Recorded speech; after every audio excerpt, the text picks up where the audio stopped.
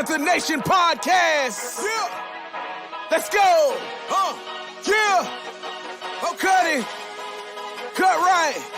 And I would like to introduce one of the hottest podcasts in Carolina history. Let's go. Yeah. Talk, let's chat. We got time to chop it up. Talking analytics and fantasy draft. You know what's up. Panther Nation representing, cause this is where we talk that. Talk that's so incredible. Make them rewind that talk back. Pause. Talking Panthers football, we discussing it all. On and off the field, you know exactly who to call.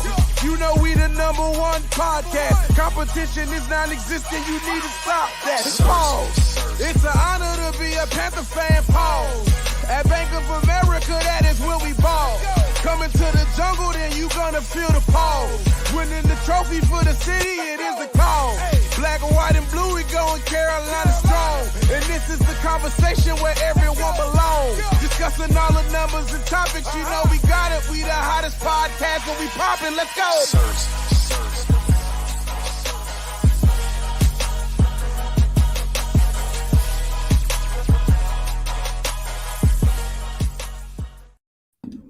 Yeah, what's good? What's popping with the people? What's popping? Dave, we had to start early because of something called a championship going on tonight, and the Tar Heels of UNC are in. Shout out to the Tar Heels, and I gotta extend a very I gotta extend a thank you to Tar Heel Nation for accepting my application, Dave. They accepted my application on a conditional basis. On a conditional basis. So shout out to the Tar Heel fans, man. On a conditional basis. I'll take it. I'll take it, dog. I'll take it. I need the deets on the conditions. I think they said they got to go into next year too. They say it can't just be for tonight. It got to go into next year. I got to read the rest of the comments, but there was some conditions side to it. I gotta check the conditions, read the contract, make sure it's as somebody who's been pretty much on the sideline when it comes to this shit. Let me be clear when I say this, bro. You better make that transition swiftly, and I'm gonna tell you why. You can't recover from that shit. You can't. Yeah, man. Shout out to UNC, man. They bodied Duke again. Retired Coach K, and it's no coming back from that, man. So it kind of is what it is. Congrats, man. They got finished tonight, and I'm like my dad at this point. My dad rocks for anybody Carolina, so I'm rocking with the Carolina. Speaking of Carolina, shout out to the Cox. Dave loves the Cox. So shout out to the South Carolina Lady Gamecocks for winning their second national championship, breaking Geno's streak of championship games. He's no longer undefeated with the chip. Dawn is 2-0 in the championship game. I'm not going to say it's a dynasty, but we're getting closer. Cisco's ever won it twice, Staley, at least 2 times. So shout out to Dawn Staley, man. She's a beast. She is a beast, and I watched her little post game joint, and her shouting out the bench players was dope. Giving them some shine because they typically don't get that kind of shine. So that was dope. I love what they did there. That's funny. Y'all got me on a 10-day contract, yo. That's funny, man. I watched that game, man, and let me tell you something, bro. There was no doubt USC was going to win that game. Yeah, no doubt. Diana Taurasi and Sue Bird is hilarious. Hilarious. All right, Dave. We got some special guests in the waiting room that we must bring along because this is a smaller round table because we moved the show up to account for the game. A lot of guys that we invited were unable to come. So let me just say who wasn't able, who's not going to be coming. So shout out to the Big Cat. He told me he couldn't come. He had something to do. Pat Coltrane couldn't make it. Non-live podcast. We asked them to join. They couldn't make it. Panthers on Tap also could not make it. So I think that's all who couldn't be here. But we do have some folks that do attend. They always show up. So shout out to Tony from C3, Cody from C3, JD from the 4-man rush. What's up? We got T Money. What's good with y'all, man? What's popping with y'all? Thanks for having me on mute. You're What's good? So we gonna run a mock, and we're gonna throw our ideas out there. There's and some news that just broke for the mock. Did you see this? Nah, what's that? What you got? It's Saints add second 22 first round pick. Yeah, New Orleans Saints. Yeah, so we were going to talk about that. Was the first topic of discussion. Is to kind of discuss. I just saw it, man. Good Lord. Yeah, we were going to talk about that. It's the first topic of discussion. The Saints making some moves. They now have 2 first round picks in this year's draft. They gave up some future draft capital, but they do have 2 first round picks. Everybody's saying that they're gonna jump up in front of the Panthers and potentially grab a quarterback, or an offensive lineman, or a left tackle, or left tackle. Yep. So go ahead, Cody. No, I was going to say, man, that would be one heck of a thing to do all of that just to draft an offensive tackle. Man, that would be something crazy, man. I really think both of our division rivals in the Saints and the Falcons are going to be looking to upgrade quarterback, man. I don't think the Falcons are. I really think they're going to – I think the Falcons are going to do – and I said this on the previous show. The Falcons are doing what a lot of folks think Carolina probably should do, and they're just calling this season a mulligan, bro. They're going to trot Marcus Mariota out there so they can get Bryce Young in 2023. I don't know if any teams are really preparing like 1 year in advance like that. Especially the moment that Tom Brady came back and they couldn't get Deshaun Watson, it's all off because you can't bring Matt Ryan back. You can't bring Matt Ryan back when you made the decision to go after Deshaun Watson and you failed. I mean, we can't take anything off the table. I mean, I understand the reasoning, but I mean, when you look at both of the coaches in the NFC South beside Tampa Bay, which even they got rid of their coach or he retired. But I think there's a lot of room for possibility that both of our division rivals could re-up at the same time that we're trying to re-up. So this quarterback conversation that we're getting ready to have here with the number 6 pick, I mean, this is going to be the story of our draft, I think. Yeah, and when you look at the 2 picks that they have, I mean, that it's the 16 and 19. It's a real sweet spot. You know what I'm saying? There's some really good talent when you do a mock draft and you see 16 and 19. It's some talent there, so they could just sit on those 2 picks, and I think that helps them with their cap situation, right? When you talk about all that cap magic that they work, drafting good talent is a part of that. Like they have to hit on the draft. That's what's allowing them to continue to kind of play with the cap magic. So we'll see. I think it's interesting. It's a good chess move for them, bro. It's a crazy. I just don't know. They gave up a lot. So we'll see. We'll see where they go with it. We'll see where they go with it. Is there any more thoughts on the Saints trade and how it's going to affect the Panthers? You think they're trying to get us to read our hand a little bit by doing this, bro? Because the thing is, they got the same needs as us. We need a left tackle. They need a left tackle. We need a quarterback. They need a quarterback. They're trying to jump us. But wasn't the narrative when they were trying to trade for Deshaun that was the best landing spot for him because they had the most complete football team? They had the O-line. They had the receivers. I'm saying from an NFC South perspective, everybody thought that the Saints were going to be a contender if they had landed Deshaun. So if they like a Malik Willis or if they like a Corral or Pickett or whoever, they have Jameis Winston on a 2-year contract. And they have Andy Dalton that they just signed. Yeah. So let's say they're in love with Malik Willis. They can draft him right now, and they don't even have to think about playing him for 2 years if they don't. Yeah, that's why I don't know that quarterback is their target here. I think they're tackle, bro. Exactly. It's a tackle. Yeah, I don't think that's. I think they are fine. I think they're fine with Winston as long as he's healthy. I think he's fine. And then having Dalton there is a solid backup just in case he is. I mean, Dalton, I kind of forgot he even existed, but he's solid. He's decent enough. You know what I'm saying? Especially from a backup perspective. I think I think besides tackle, they could go receiver, they could go corner. Because I mean, I feel like they like Paulson and Debo, but I think he could be a third corner as well, and you draft somebody else to be the second corner. I don't see where people are saying trade up. This is the deepest draft that has been like in some years because you had stockpiled talent from the COVID years that are just now getting around to becoming pros. So if the Saints want to really turn this thing on its head as far as cap goes, they flip them picks, trade back, and get them stockpile them picks up. You get multiple starters. You can get 4 or 5 starters from this draft from day 2. They're trying to recreate that 2013 draft, or what was the one they had, the real good draft? Yeah, it was Kamara in there. Kamara, actually, it was 18. Yeah, where they got like 5 top talents there.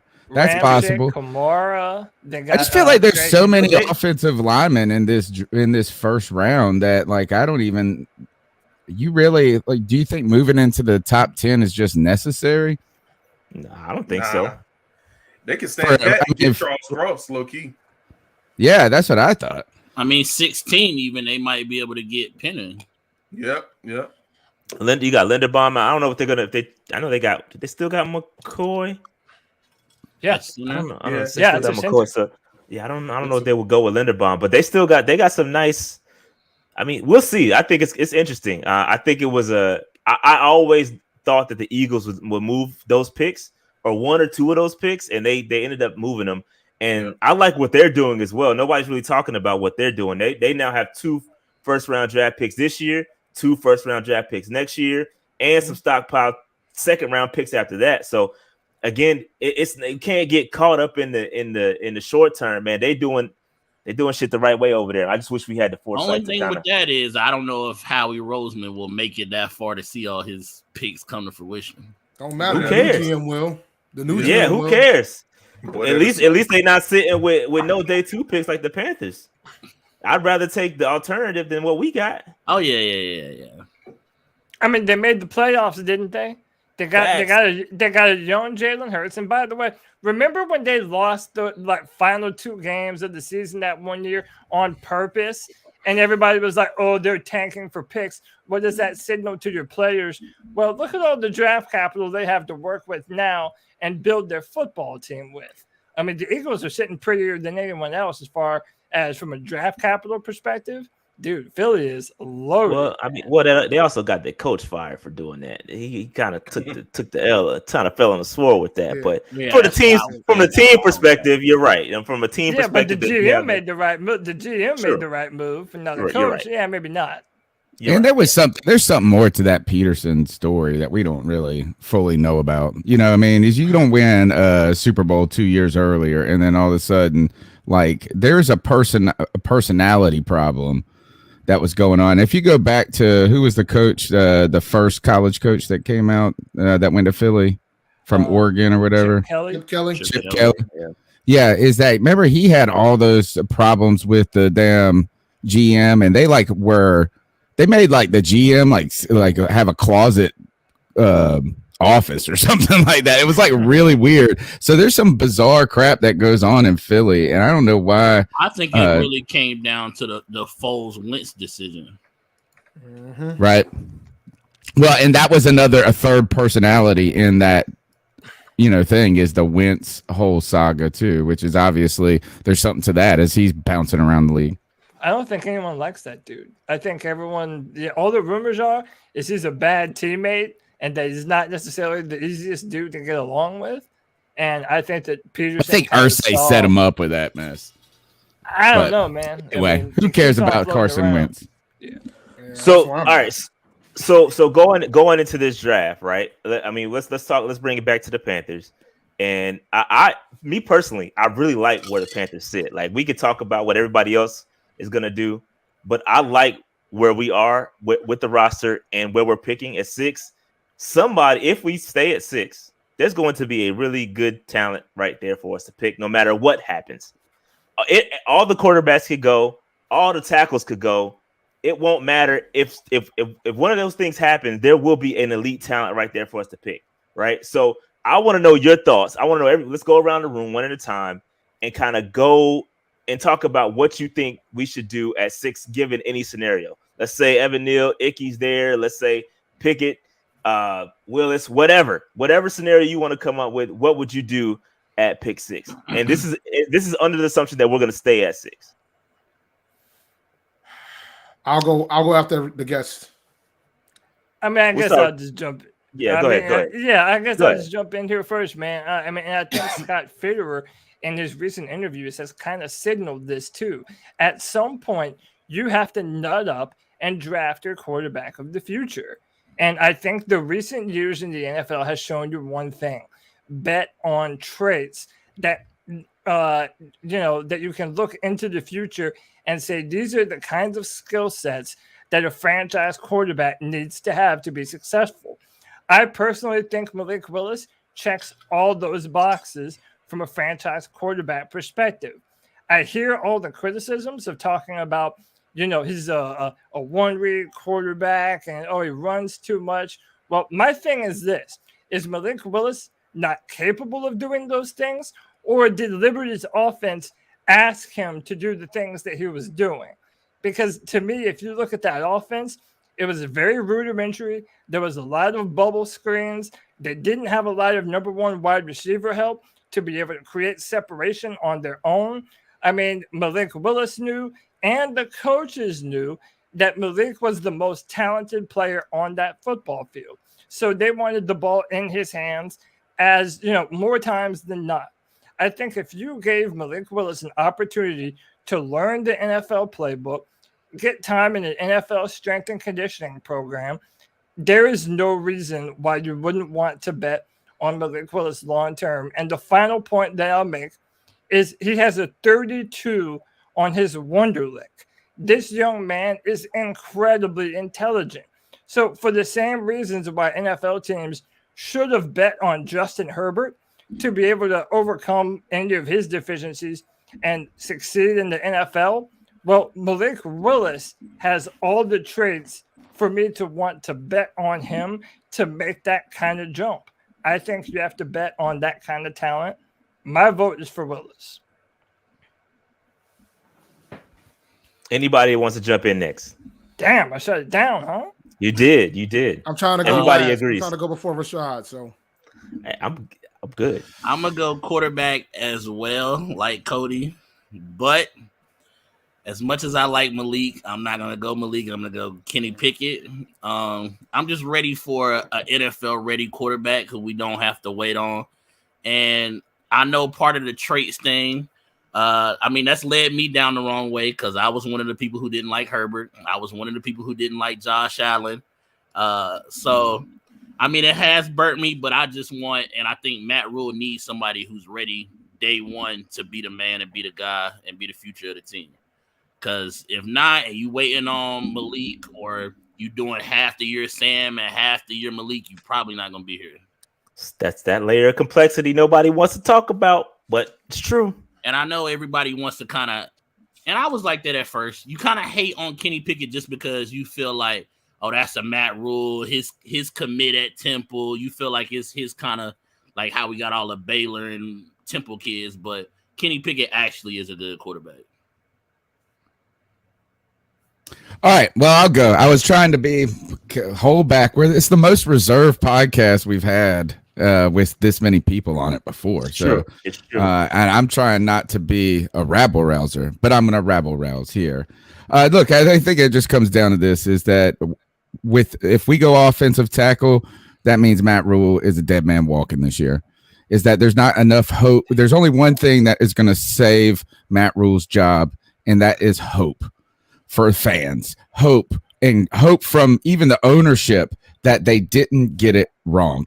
So if you go draft an offensive lineman and you trot out Sam Darnold, or somehow go and sign Baker Mayfield, maybe, which I don't I think, or trade for Gardner Minshew or something like that, it's not going to be enough hope for the future. The impact will just be, it might be the right strategy for building the team long term, but it will not save Matt Rule's job. I think if Matt Rule wants to have if this ownership wants Matt Rule to potentially have an honest attempt to save his job, I think they have to draft draft quarterback and sell us hope. That does not mean that player needs to play next year or even be all that fantastic. And all of a sudden we have to win a ton for the hope to trickle down. So I don't know who the guy is, right? I think that Malik Willis is the hot one right here. Is that like Cody said, you bet on the traits, right? I think the undersized mess is oversold. I mean, he's like 6 foot, a little over 6 foot. So I don't think, I'm not too scared about that. I'm less concerned. Like if you're concerned about Kenny Pickett's hands, if you're not concerned about those hands, then you shouldn't be concerned about Malik Willis's height. I'm also going to say this is that, look, I actually think T Money's right. Is like, I think the hate for Kenny Pickett is just us listening to the draft heads or whatever, or on Twitter or something like this, that gets us, questioning if he's really good or not, and if these hands are just too small to perform or something like that. But I think on the other side, I think the concern that Malik Willis is so far behind is overblown. The idea is that a pro-ready quarterback, there ain't no pro-ready quarterback. I don't care what people say. Even the best and most polished prospect in the history of polish, Peyton Manning, threw a bazillion interceptions his first season. There's going to be a learning curve for any player, whether that's Trevor Lawrence, whether that's who's the dude that went to New England last year that people wanted, that everybody's Matt Jones. Yeah. So I don't want to know what you're going to be in week 1. I don't want to make my decision based on what you're going to be in week 1 or week 6. I want to know what you're going to be in week 15, year 2, year 3.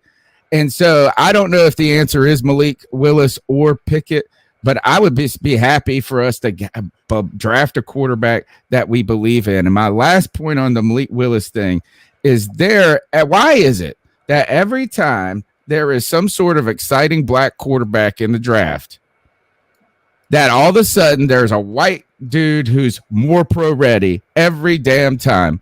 And I know that we haven't used one of the good things about maybe the conversation is that it hasn't had some of those like, oh, well, he's he's a great athlete, that clandestine talk that smoke people through, that like, oh, this guy is an athlete, but this guy is really intellectual. We at least haven't had that problem. Bro, listen, man, this is what I like to call progress. This is what I like to call progress. You know why, Tony? Because normally we'd be out here putting him at wide receiver, trying to have him run routes at this point. Right. Yeah. I mean, it is better. But the idea that he's like so far behind, I just don't know why that's the case. Is that like if he was winning and doing what he needed to do at Liberty, what quarterback really goes through all their damn progressions at college anyway? That's it. I think you're absolutely right. They always try to take the guy and turn him into a wide receiver, and we always had these conversations, and it's nothing new. We've seen the same thing happen to Lamar. He took that slide to the back end of the first or wherever he got drafted. I can't remember where he got drafted, but yeah, it's last. Yeah, that's right. I mean, Cam Newton, they did it with Cam Newton and Blaine Gabbert. Yeah, they did it. Yeah, they thought Blaine was going to be the man. Yeah, but it's always safe. It's always is that this guy's a project, but this guy's safe. Well, I don't want safe. Safe was Jimmy Clausen. I think what people like to do is, especially with Cam, and there's a similar situation with Malik, is you look at where they finished their career, their collegiate career is not where they started, right? So there's some, and I'm not saying right, wrong, or indifferent, but when people start to peel back that layer, those typically don't exist with your other quarterbacks, right? So if you really want to dive into it, there's a lot behind it, and it's not right either way. I'm not making excuses. I'm just pointing out the facts in regards to the situation. But can I also add an example to that? Last year, Justin Fields was, in my opinion, head and shoulders from an evaluation standpoint over Zach Wilson in the level of competition that he faced, how long he had been a top prospect. He was a 5-star quarterback since he was in the 10th grade, I believe.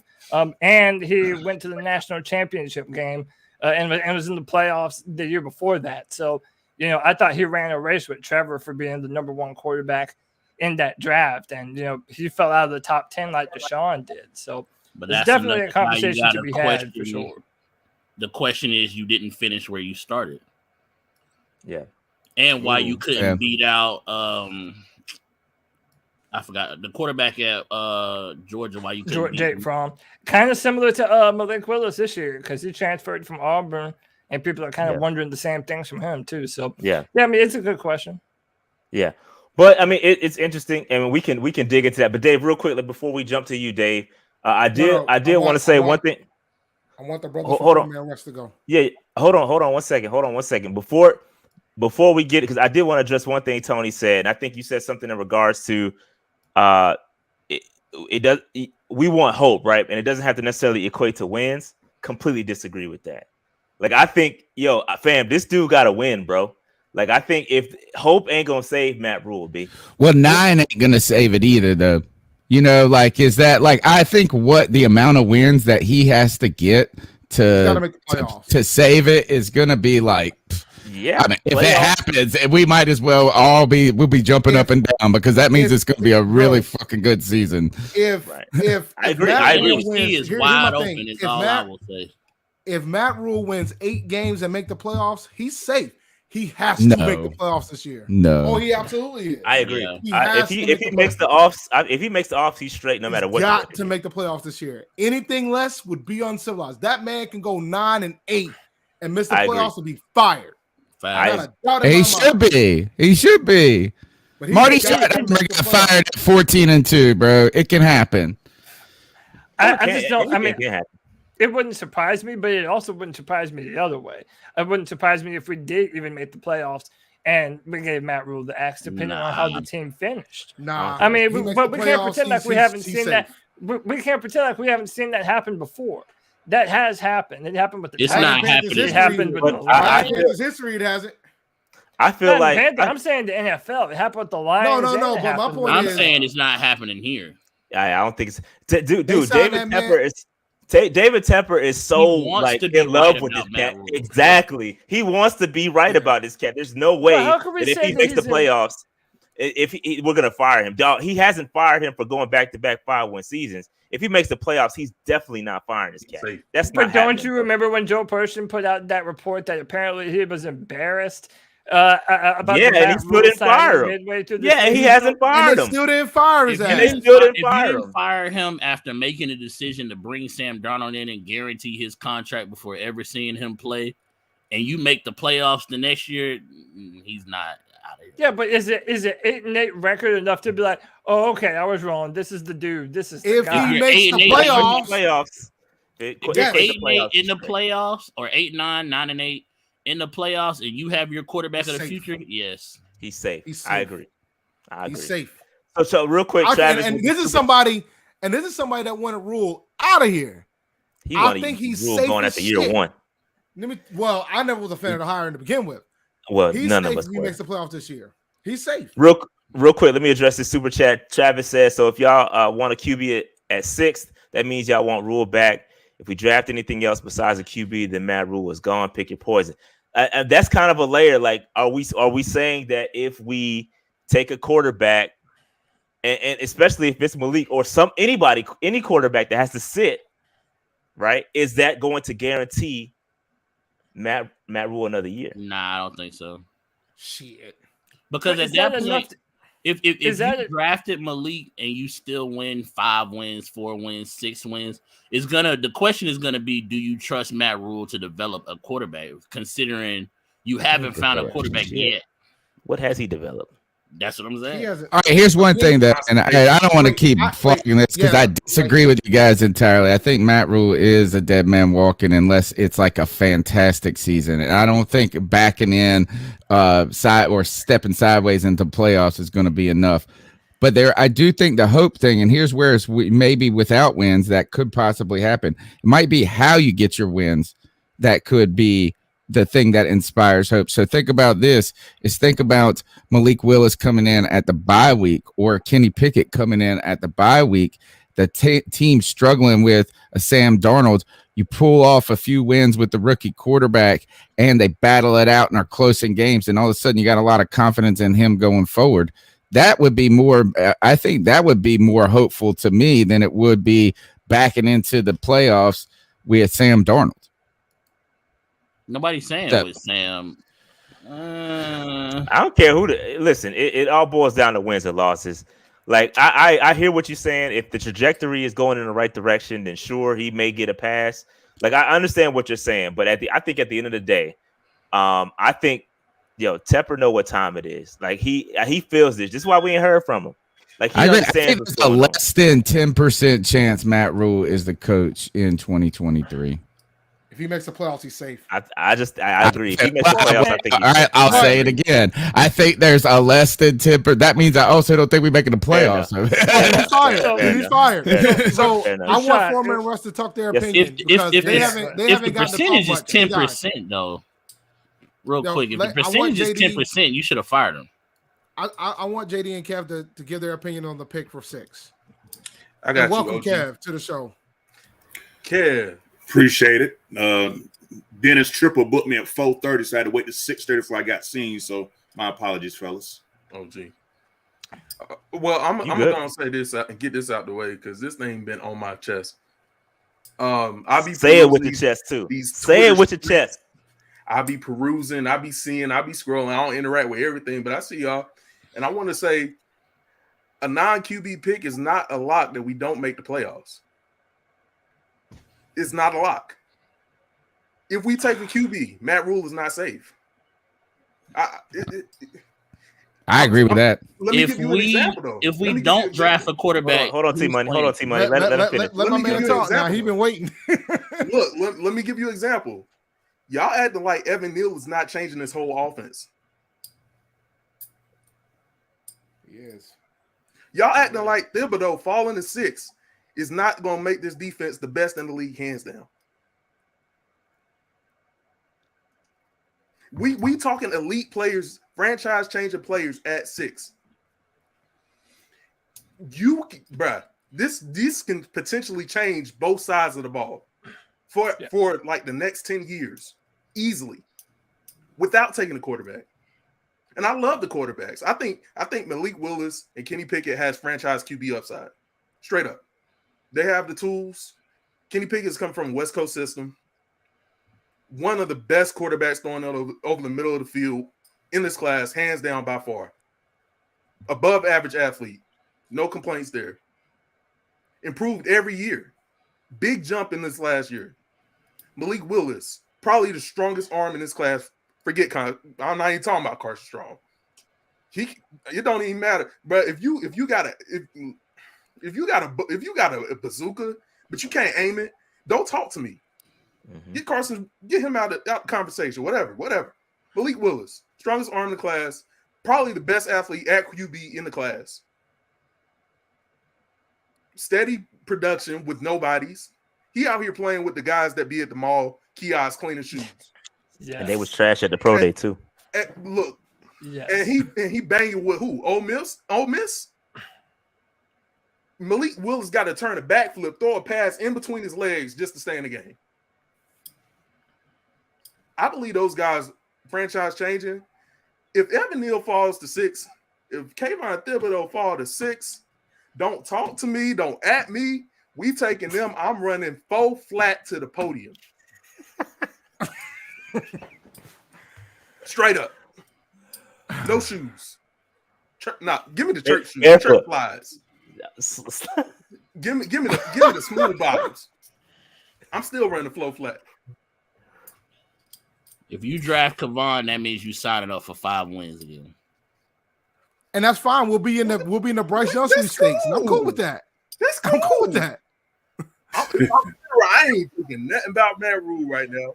Look, if an elite talent me is 6, it's true, man. Bruh. But what are the Panthers thinking there? I agree. Like, look, it's like I think that's where I just think if we pick whatever pick we make, if it is offensive line, like you're saying, this franchise long-term thing, that is a signal to me about some things. It's just as much as it's a signal if we pass on one of those guys and we drafted a quarterback. So, we've seen NFL teams do the wrong thing all the time. And I'm not even trying to call into our leadership into question their decision-making, their scouting, but like at the same point is that they don't always do what's the most logical, right? Or this is like, Matt Rule is going to be looking for a quarterback. Well, here's my thing. And I'm with JD. I have zero interest in taking a quarterback at 6. If we can get an Evan Neal or an Icky or a Thibodeau. Like, I have no interest because when do you get it? When do you get it though? When do you get the quarterback and how?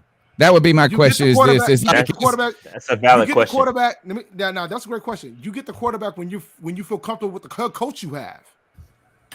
Okay. Are you gonna let your head let your head coach that you don't like scare you away from a potential franchise quarterback? No, if you believe that's I'm not. who Malik Willis is. No, I'm not. Because what I'm saying is that if Malik Willis ends up being another Patrick Mahomes style player, then why would you pass on him just because you don't like your head coach? Because Evan Neal and Thibodeau are better prospects. Like we're talking, like, and the thing is, JD said maybe.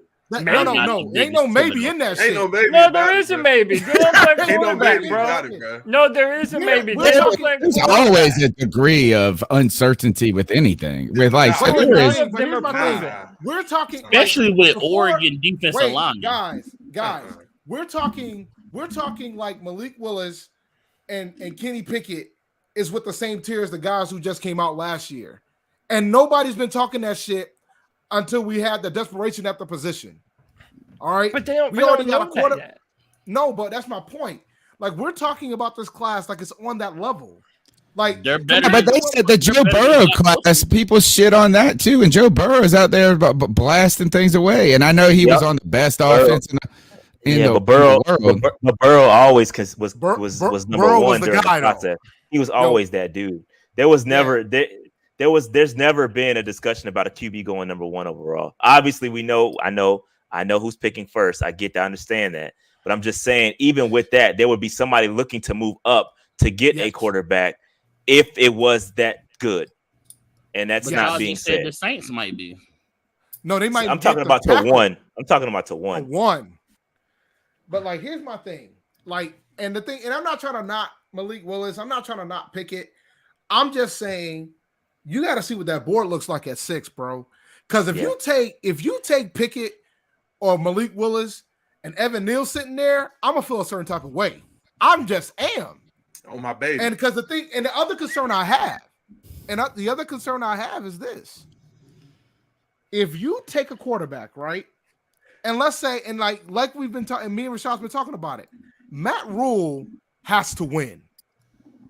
He has to win. Well, he has to win either way. You said you already said he has to win either way.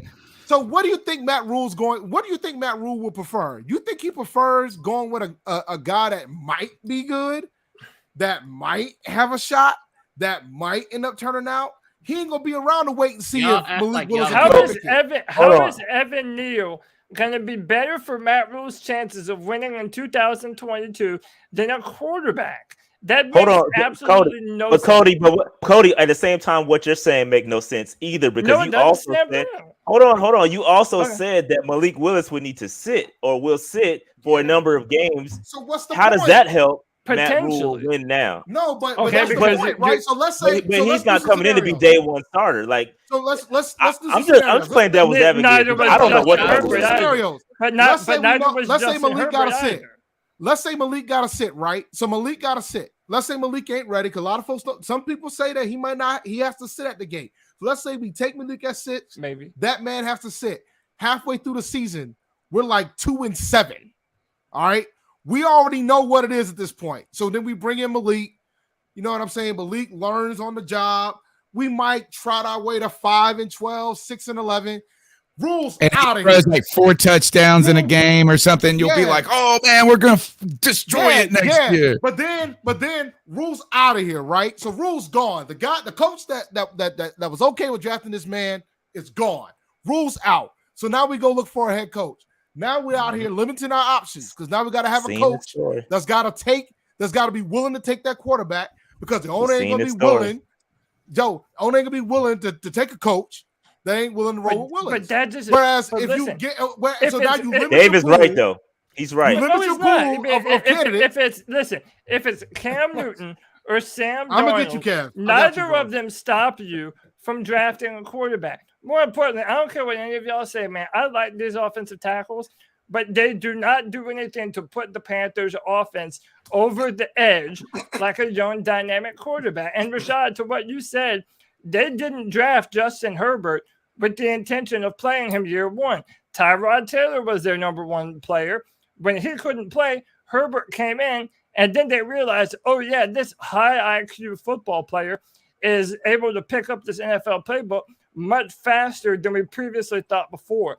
I'm telling you that Malik Willis, to me, is that same kind of prospect. And if he does end up panning out, then he will be worth more than Evan Neal or Ikem Ekwonu or Charles Cross in the next 3 or 4 years. All right, so let me let Kev in. Let me let Kev in. Real quick? No, I need to let Kev in. Kev ain't said anything. I gotta let Kev say something. Kev ain't said nothing. All right, so just a couple of quick pointers. For me, I don't care if it's Sam Darnold, Cam Newton, Kenny Pickett, Malik Willis. Have y'all remember what our schedule looked like? Who coming to dinner for us next year? Like, all this talk about wins. Look here, AFC North and NFC West coming to town. Bruh, there's not one, either all these quarterbacks and names that we're naming, none of them, even with healthy CMC, we're not going to be anywhere in a winning position based on whoever's at quarterback in 2022. That's just my observation. Because when you look at not just the teams, but you're looking at the defenses that they're facing and who they're bringing back and who they've resigned and made so far. Yeah, I know on paper, hey, you got to play the game. I get all of that. But sometimes you got to take on the fact of knowing the history of these coaches that are coaching these teams that we're playing against. So for me personally, whoever we have at quarterback, it's going to be an uphill battle all year long. So for me, I'm a trench guy, so I got no problem with Evan Neal. But the play last year that I saw from both Sam Darnold and Cam Newton and PJ Walker and the last 1,200 quarterbacks we've had since 2018, I've been so focused on wanting a quarterback that I almost lost sight of the fact of what JD hit on is that if Evan Neal is sitting there at 6, if Thibodeau is sitting there at 6, the game is still won in the trenches, fellas. Point blank, period. I've seen too many C- caliber quarterbacks rock a ring. At this point, I just want one. If a Brad Johnson can get a ring, damn it, so be it. Find us a Brad Johnson caliber quarterback or whatever it takes. But any expectations of winning in 2022, me personally, I just don't have any high expectations based on, number one, the Matt Rule is not a leader of men. I think we all can agree to that. Number two, who we got on the schedule.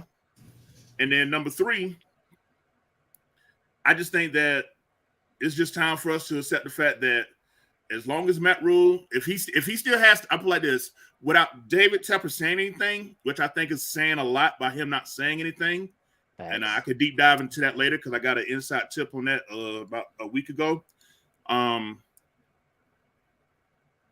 The hot seat is ready. So anything less, like y'all said when I was waiting for y'all, anything less in the playoffs, he's out of here. 100%. I'll put my firstborn on that. Okay, that's how much I know. Man, what's up with the babies, man? Everybody probably trying to put their babies up. This was another one. Hey, like I say, since 2012, I got 2 people, a male and a female, that's always gave me the inside tip in the front office. They've been right, like Steph Curry at the line, about 92%.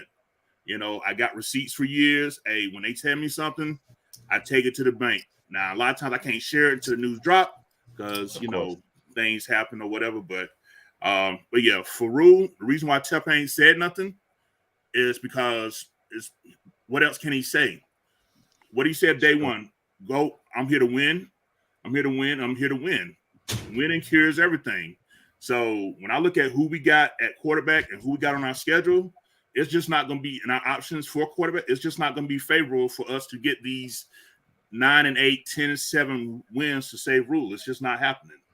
So if Neal or Thibodeau is there at 6, you take the best talent that's going to play. You don't draft for need because as much as they say Kenny Pickett is pro ready, that brother runs out of the pocket off a 3-man rush more than anybody ever seen watching his film evaluation.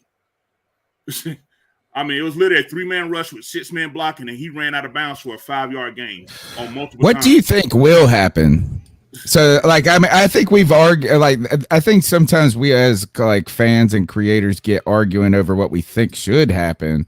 But what do you think will happen? You want to hear what I think? Personally, I was asking Kev, and then you go. Go for it, Kev. Real quick, I think the key players, the Giants at 5. The Giants are at 5 and 7. That's the hot spot for teams to be trading up to. Personally, I think Pittsburgh is going to try to put together a draft day deal to get that spot because I think they want Willis. Personally, if Willis don't come to us, I would love him with Mike Tomlin. I think that Pittsburgh has that consistency of being able to develop. They got Tomzat there as that bridge for 2 years, so Malik is not in a rush. I think ideally, if not in Carolina, I would rather see him go there. I think Detroit doing a smoke screen, saying they might take Malik at 2. But when you look at Jared Goff's contract, they really can let him go after this year. So he could potentially sit a year at Detroit. So whatever Detroit and the Giants do, that'll let me know how this board is going to fall. But either way, we're going to get a steal that we didn't think was possible 2 months ago. That's what I said. Yep, I agree. I think I'm gonna be honest, bro. The worst case scenario for us is if Icky, Neal, and the 2 quarterbacks are gone, and Thibodeau's gone. At that point, at 6, I think we'll end up taking Charles Cross. But I really think that left tackle is going to be the priority over the quarterback position in this draft, unless somebody like Thibodeau falls. Rashad, do you mind if I respond to Tyler Cunningham? He just donated. Go back. Go back. Yeah. He said Cody would rather pick Brady than Evan Neal and getting a quarterback next year. I want to say this real quick, and I keep on hearing this from so many people. This mindset that the Panthers are just going to be okay with rolling their dice next year on the quarterback, guys, there is no guarantee.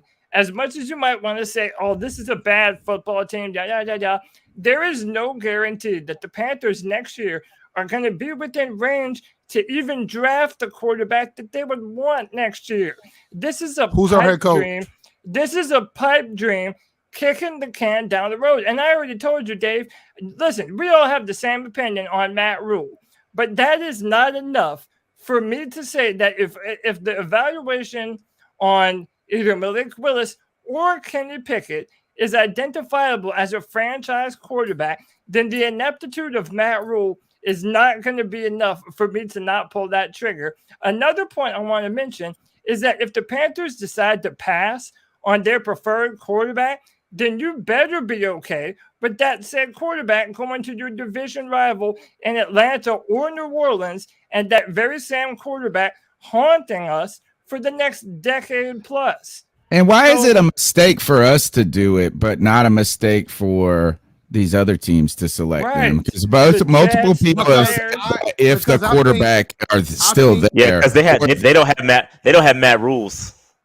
And if let's not act like these other coaches are on top tier either now. Dennis Allen are like the world's greatest coaches. I think that Malik Willis, if he goes to Pittsburgh, will be good for him. Like he's gonna have a surrounding cast around him. He's gonna have a pretty damn good head coach. A head coach that's never had a losing season behind him. But if he goes to a bad team, you're gonna get bad things. Like I'm curious to see how Justin Fields looked this year, because Justin Fields might be a mess. He's got a new head coach that did not draft him, and everybody thinks that he was going to be so great. Or he might ball out, or he might tear the field up, man. But you gotta admit, might. But Cody, you gotta admit that's not an ideal situation. Not optimal, like, bro. When is it ever going to be ideal? Yeah, that's the point, though, is that like it's easier said than done. Like, I mean, what I'm just saying is this is like here is that at some point you got to get the quarterback. And I don't know if it's now. Like, I understand what you guys are saying. Like, is that this might be the right way to build a team with the trenches and doing this. But at some point, too, you got to get the quarterback and you got to figure out a plan to get the quarterback. And at 6, it's already hard enough. If you guys saying we don't have the assets to trade up from 6 to 2 or whatever, or this ain't the right class, what is it next year? And is it that top quarterback that's coming out next year from Alabama or whatever? Isn't he only 6 foot tall too? Yeah, so like, why is it that all of a sudden that we've already ordained those cats as like the greatest thing ever, But we did the same you thing have too. to be in the top 5 to get what the top quarterback next year. Yes. So is that, or you're going to have to trade up, or maybe if you do draft that offensive lineman, maybe you say this is we get our quarterback in a more aggressive way through free agency or a trade or something in the future. Another difference though is that also you got to look at the draft capital changes too. Like we reset this year. We don't have shit to move up to get anything. Next year, everything resets as far as we have all our picks again. Well, not all of them, but we have the major ones like the first round picks. We got our first 2 days.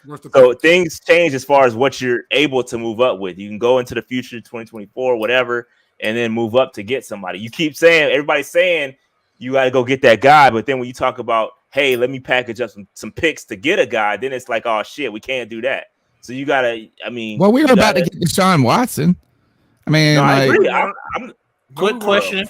True. Quick question. Yeah, you're right. Yeah, I mean, go ahead. If we take Evan Neal, Cross, Thibodeau, which I'm not really the biggest Thibodeau fan, but if we take any of them, who trusts them to not then mortgage our future by trading for Baker Mayfield or Jimmy Garoppolo?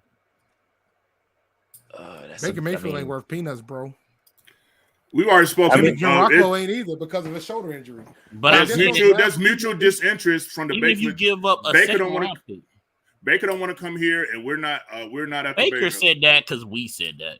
No, but did you hear what Scott Fitterer said last week? He said his phone has not rung when it comes to anybody want to trade with any type of quarterback situation. Plus, that's right now because we're still acting like it's an option that we're taking a quarterback. I'm saying, and that might be a referendum on Sam Darnold. After the first round, if we're set in stone that we have Thibodeau or Neal or whoever, then that means you're literally saying you want to walk into the quarterback situation either with Sam or you're going to trade for somebody. Yeah, but I think we're going to walk in with Sam, but y'all ain't ready for that discussion. No, but I think T Money is right, and that's something you have to kind of consider that, and that's it's also not but it's also not a bad thing either. Like I feel like us being able to go into this draft without like necessarily having to do anything, like we can literally let the draft fall to us. But you also, at the same time, need to be able to prepare. And I'm sure they've already done this. I'm sure they called up Jimmy G and called up all the folks they're going to call up to kind of organize something. But we do have to consider that, right? If we don't get a quarterback, and it's obviously they're not sold on Sam, even though he might be the week 1 starter, they're going to get another quarterback. And so where does that quarterback come from? That is a question we have to address. If we give up a second to Jimmy G or Baker, how many people gonna flip out? What I'll tell you for sure is this: we gave up a second for Sam Darnold. I don't care what the reports might say right now. David Tepper will not let Sam Darnold be the starting quarterback for the Panthers in 2022. Y'all might not believe it now, but I'm gonna stay on this one, man. I never have ever in my life seen an organization so openly and blatantly disparage about Sam Darnold. I almost feel sorry for the guy to the point where they said this. I mean, that when they were like, Joe Person asked him about do we need to manage? Have you done anything to manage his emotions in lieu of the Deshaun Watson interest? Because he referenced Baker Mayfield having hurt feelings, Matt Ryan having hurt feelings, and Scott Fitter was like, nah. We ain't called him. We don't care. You know why? I'm gonna say this. He needs to call us and apologize. That's what I thought he was going to say. They said we're adding to the room. He said we are adding to the room. They have blatant, like they ain't. And I don't know. I mean, it's like poor Sam Darnold is going to be over there sitting in the corner. And we literally just made this the last offseason. We were fed up with Teddy. Everybody was done with Teddy front office. Nah, y'all were. I'm talking about front office. The Panthers were. The Panthers were. Not us. They were. I agree. And they literally showed their hand that we're not going into the next season with Teddy, and you gave up all this for Sam Darnold. Why would they not do the same thing? Tepper keeps telling us we're going to do whatever it takes to find a quarterback. So why would we not do this? He's got Tepper and Matt Rule act like they've learned their lesson to you? I mean, the mindset to me, to be very honest, obviously have it because we think that we're going to actually do something with this. But look, Dave, with the quarterback. We have a quarterback at 6. If you listen to Scott Fitterer in his press conferences, he has said recently, you have to swing and be willing to take a gamble on these quarterbacks and get that rookie player on a rookie deal to build your football team around.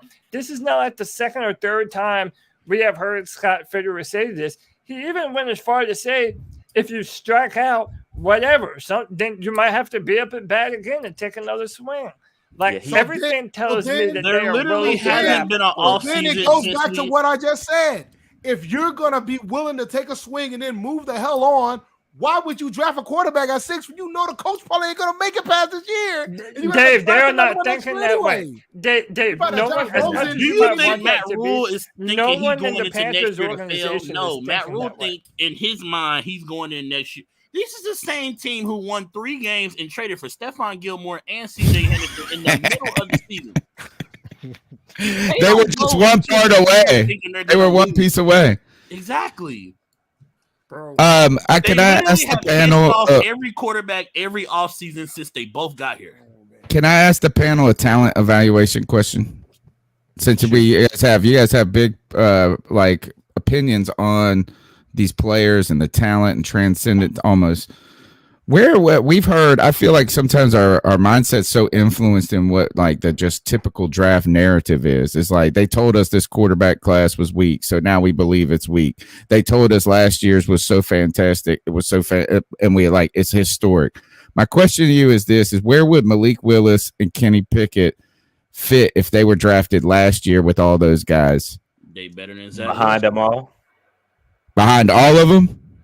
Kenny not better than Zach. So you think you personally think that Mac Jones, you would take Mac Jones over Malik Willis? That's no, not Mac. I meant the top guys. Like you talking about Fields, Zach Wilson.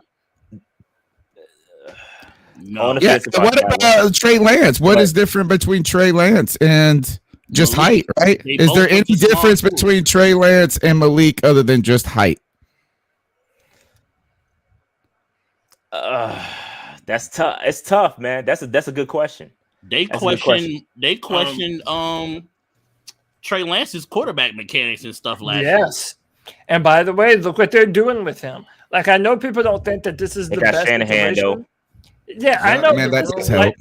It's a huge factor. Look what he did with Jimmy Garoppolo. He had Jimmy out here going to the NFC championships. Here's one difference y'all not mentioning about the Trey Lance and Malik Willis. Trey Lance, North Dakota State, he played in a more quarterback-friendly pro-style offense than that one read that they did at Liberty.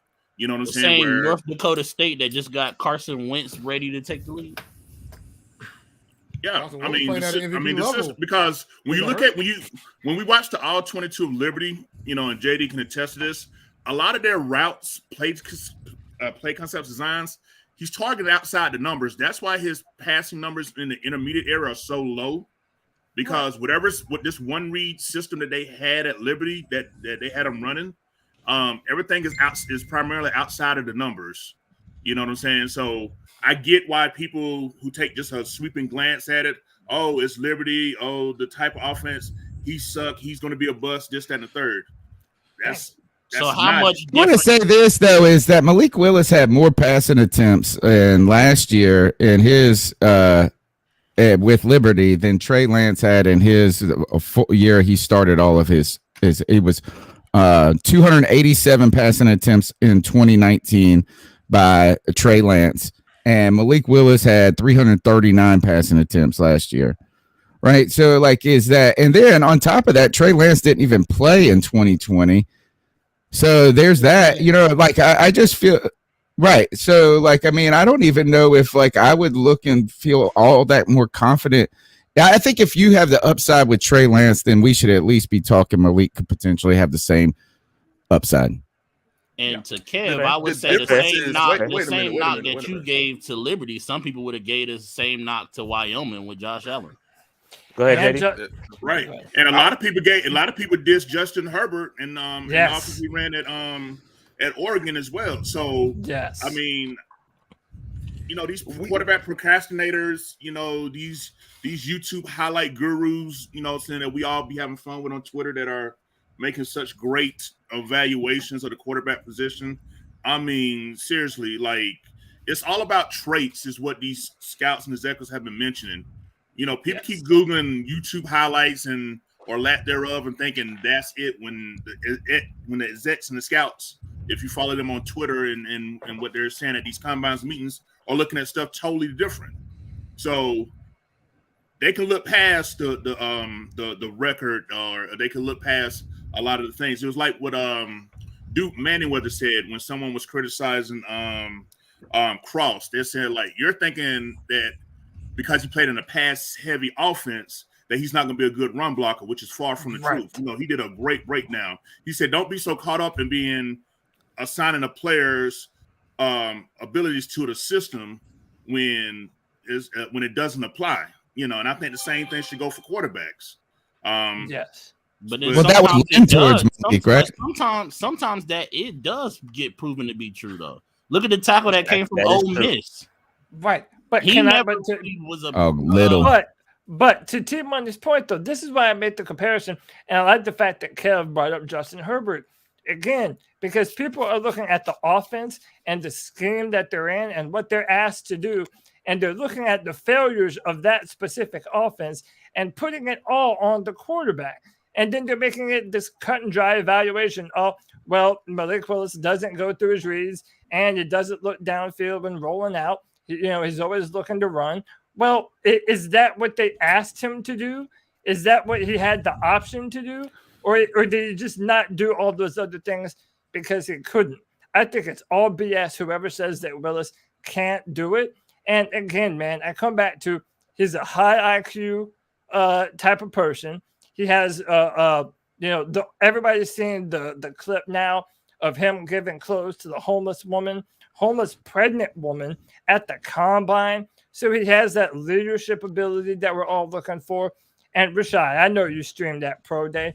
Did you see how hype Malik Willis had everyone on that field, man? No, that was important. There is this certain intangible leadership thing that guys are either born with or you're not. And for as physically talented as someone like Sam Darnold might be, he will never, ever have that same type of leadership sparks like a Malik Willis has. I agree. I agree with everything you're saying about Malik, man. I don't have a problem with him at all. I think it's external factors that have folks scared about him coming to Carolina. It's not. I don't think it's the talent. It's more so. I think people are nervous about the situation and him coming in here, getting linked up with Matt Rule, and then that shit goes sideways. And then I don't think it's the talent. I just think it's the situation. I think if it was me and I saw him go, I think Kev said it. If he went to like Pittsburgh or some stability, I think it's a better situation for him personally. But I agree with you. Now, any final comments before we actually get into this mock? Because we do have to mock. Real quick, we can't be scared no more, man. We can't. No, I agree. We cannot continue to have this mindset of, oh well, there's always 2023. No, the Panthers are not building this football team with that mindset.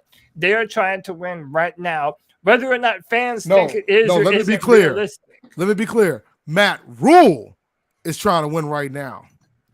Everyone in the organization is. Our picks. Nah, Dave, everyone in the organization is. Everyone. Nobody needs to win harder than Matt Rule right now, bro.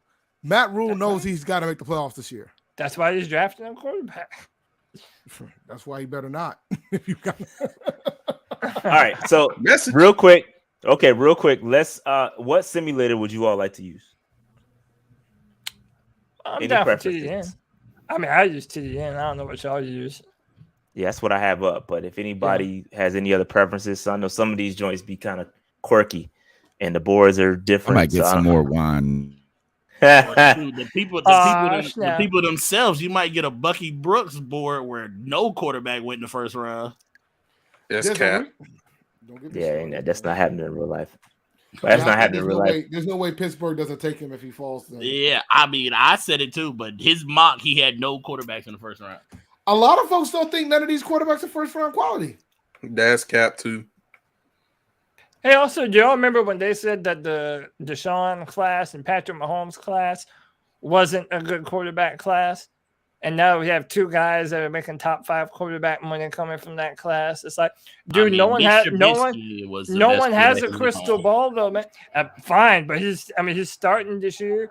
He's a starter for Pittsburgh. Is he? No one has a crystal ball into the future, man. You have to take a bet on some of these players, knowing that they might not pan out. But everyone has to play under the same rules.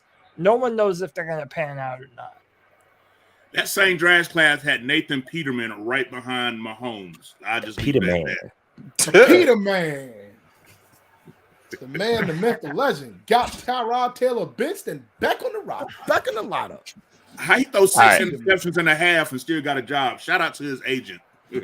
Yo, whoever his agent is, I gotta get him for an interview. I gotta figure this out. All right, so let's go ahead and get this thing started. Do y'all want to do one with trades, without trades? How y'all want to go into this? Trade. Yeah, we gotta do it with. Without, man. Y'all do it with trades? I would do it without. without. That way, I mean, we might have an opportunity to move back. I mean, okay. I don't know. The only if we got time, we could do 2, but. Does it have the Saints in the right spot already? That's a good question. Usually they update it pretty quick. Yep, 16 and 19. Yep. Hey, you notice now they got Willis at number 3 on this board. Oh, that is true because he has not been at 3. He's been at 9. This morning he was at 9. And I did a mock draft Monday. Man. He is at 3. I'm telling y'all, man. Quick question: what pick for the Panthers higher. would you hate the most? Sauce Gardner. We can talk about that when we get there. Let's get it. All right, let's go ahead. All right, let's get this thing started. See what we roll with. Sauce just went. So I believe Willis is on the board, but we have a couple trade offers. 10 and trade down to 10. Trade down 10, Nope. get another second, or we can go to 9 and get another second and a 5th, giving up a 6th and a 1st, or Just swapping remember, first. you're moving behind Atlanta. Yeah, that's true. And then going to the Texans for 13. That's the best deal right there. Second and a 4th. That's the best deal right there. Well, we got what, 2 fourth rounds. To me, like, why isn't it ever that cheap when we want to trade up? You know what I'm saying? Like, I feel like this to get to the top 10. To get in the top 10, I feel like it takes next year's first. Because we always show our hand as far as draft. Okay. Yeah, they know they want us to trade out. Like that's why I don't think we're gonna be able to trade out of the pick. Like, I don't think we're gonna be able to trade out because we're not gonna get anything worth trading out for. And that's how I feel. They're gonna try to. So Atlanta's picking at what again? I don't think people are finessing Federer, man. 8. I'm gonna be. I don't think Federer's getting finessed. So I think he ain't gonna, but he's not gonna take an offer that's not worth the value. So if he's not getting nothing good, he's gonna take a guy at 6. So are both the quarterbacks was available, right? Both quarterbacks were available. I believe both tackles went, and I have to counter one to see. But I'm quite certain that Neil and Icky went. I say you trade down to 9. If this scenario is Thibodeau's there, that's the pick. So if you trade the 9, Thibodeau is not the pick over Willis, bro. If you trade the 9, then you have to be comfortable with Malik going to Atlanta, and then you get Kenny. So or he could go to the Giants too. I mean, it's like, okay. I've been doing mock drafts on the Friday free for all, and it's like, because we don't have a 2nd and 3rd round pick, it's like it's more anticlimactic to just take the player here.